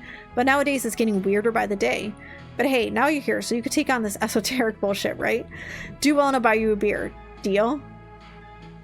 Sure. Wait, right, you're not allowed. I'm not, no. Oh shit, I keep forgetting you're like an actual cleric. No alcohol at all, eh? Of course not. Intoxicants are the work of evil and chaos. As clerics, we must abstain to maintain our fight against discord. Plus, we cannot cloud our minds. We must... That's too much. I don't like the taste. Oh, so you've tried it at least? A shameful past. I was a wild kid. I'm sure you were. But trust me, the city below is very esoteric. Not somewhat. It's also really fucked up, which explains why your beloved city would give you the property rights to a bunch of goblins, huh? He laughs. A sad laugh. In these last couple of years, there's been more and more Reedsian scholars going delving to study it. The old lady doesn't let them in on her turf, of course. Chasing them away is one of my many jobs. Politely, of course. I'm not some syndicate gangster. But the other tribes are more accepting, for a ton of coin, of course. What is your job exactly? I'm a runner, a handler, and of the HBT. Look at him until he actually tells you what he does. He crosses his arms. I do a ton of stuff, okay? I run errands for the old lady, anything she needs. I also make sure our operations run smoothly. Everything from the apartment rentals to the CBS, the city below security. Anything the old lady needs, I do. So you don't fight monsters. That's what Mongor's for, and the old lady's other enforcers. My job mostly consists of talking to people, cleric, like we're doing right now. A lot of talking and a lot of running around. Takes a deep breath. Exactly what we're doing right now, just without the light dungeoneering. Nice work, by the way, with the trap. Don't mention it. My cat speech isn't the greatest, so I'm not sure what I expected, but we were alive. That's all that counts. He's a bit shaken up over it. As are you. You okay, by the way? No serious burns? No need to visit a healer or anything? I'm very good at abjuration magic. It's fine. Abjuration? He scratches his chin. That's the Protect Tomato one, right? Yes, the old tomato reference guide. They use it in schools to teach a difference between esoteric categories. You are hungry. Understandable. You have not had a vegetable in a very long time. That's the one. Right, but wait, is all healing magic abjuration? Because that's the one that protects, right? A shield is protection, but healing sounds more of a post-protection thing to me. It's a bit more complicated than that. The esoteric can be malleable, after all. Interesting. Well, I learned something new today. How lovely. I've mean to ask, what can you tell me about Lady Sageleaf? What's there to say? She did the impossible. Hi, Aaron. She did the impossible, actually uniting the rowdy Halfways tribe. Before her, we were really close to being kicked out of the city. Really? Damn right. That was before my time, of course, but we had problems with our old council structure. Not along.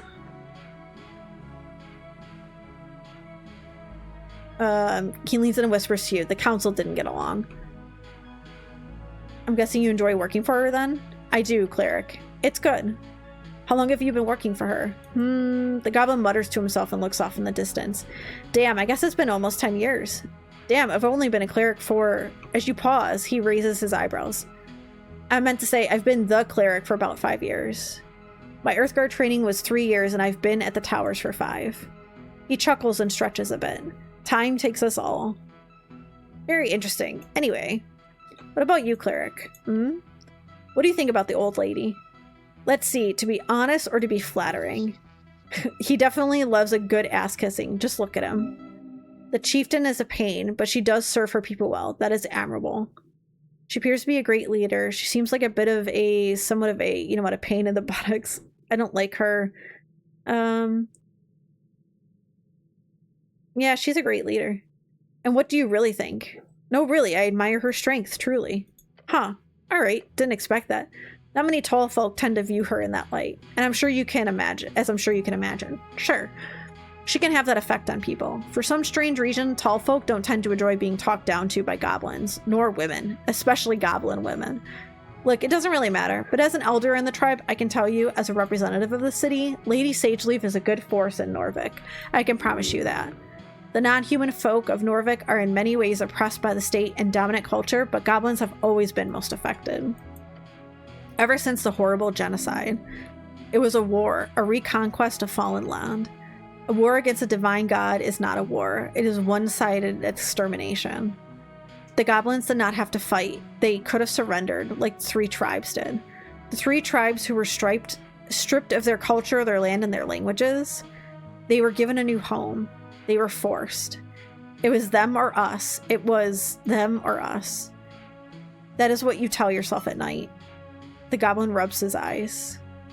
You know, gestures towards them. It's good to see this. See what? Positive interaction imminent. Comment on the niceness of this unity. It's good to see a goblin adjusting. It's good to see someone honoring his duty. It's good to see this, the city and goblins working together at last. Your companion allows the echo of your words to die further down the hallway. Then, a faint smile on his face. You ever meet him? Him. Think for a second, then speak. Who? Earth. The goblin, asking about your god. He must be growing interested in religion, having witnessed your example. Oh, how interesting to see him broach such a topic. He was surely focusing on the genocide. No, Snell. Earth faded before I was born. Snell nods. First generation post-Earth, eh? The first human tested by faith and faith alone. It's for the best. Never major heroes, right? We guard the idea of Earth. Duty. He tastes the word as he leans back against the wall. I always hated Earth. Excuse me? He scratches his nose. I grew up being told to be grateful, but let me ask you this, cleric. If you were the last of your kind, one of maybe 8,000 or 9,000 humans left in the world, and you were then told to be grateful to be alive just because the same monster that destroyed your entire culture also decided to let you live for some reason, would you be grateful? Oh. He speaks of the Goblin Genocide. The destruction of the Goblin clans of Ascani by Earth around 50 years ago. 3 clans were then integrated into Norvik, with their new generation being put through human schooling. There aren't many humans left in the world either. It was Earth's greatest mistake. He lets out a mocking laugh. It's good to know our current predicament was due to a mistake. Thanks for clearing that up. Grateful. The goblin stares at you. He's expecting nothing good to come out of your mouth. Should you be grateful? It is a hard question. A man should not simply lie down and take whatever subjugation arrives at the hand of a tyrant. But sometimes a man also has to make difficult decisions to protect those he loves. If your people fell, then they did not have the power to live. It is as simple as that. But that should not lead to gratefulness. It should lead to apprehension. I don't know what I would feel. It would be a death of the soul. I would be confused. I would hate the monster who destroyed my people. I don't know what I would feel. It would be the death of the soul. A collective soul of sorts. Snell clicks his tongue and gets up. Every goblin asks themselves that question. To be a Cran or not be a Cran. The goblin who signed the Goblin Treaty. He served Earth for many years as a warrior of Norvik. We all got different answers. What to do when the past is erased. He groans and shakes his legs a bit. They must have fallen asleep from sitting on the dungeon floor. Some focus on building something, culturally or politically. Some try to get rich in this new free strider world. Some of us, his voice trails off as he stares back into the fiery hallway. Stare at him. The goblin grunts to himself. It doesn't matter. I serve Lady Sageleaf. Snell turns back to you, his expression calm, collected. That's enough for me. A piece of fear, a piece of envy, some bred, some crafted. The goblin is conscious of all, his mind racing across interconnected layer of society. His stomach sends a message to you. Who am I? Your companion looks at you for a while. His yellow eyes seem to behold you, seeking another answer. This one's on me. What? This, short rest. It's on me. Oh, nice. Lovely. The sprite light fizzles out just in time. I'm good to go now. Get up and get going. Ooh. Okay. Oh, perfect. Auto-saving. So I'm going to end it there because my voice is definitely starting to feel the strain. But this was really cool. I really enjoyed this. Oh, I can level up. So I'll finish this off. Well, I can do it now. So I'm still not thrilled with dexterity, but I do want intelligence to go up. Because I think it would help. Okay, I only got the one. Okay, so that didn't take long.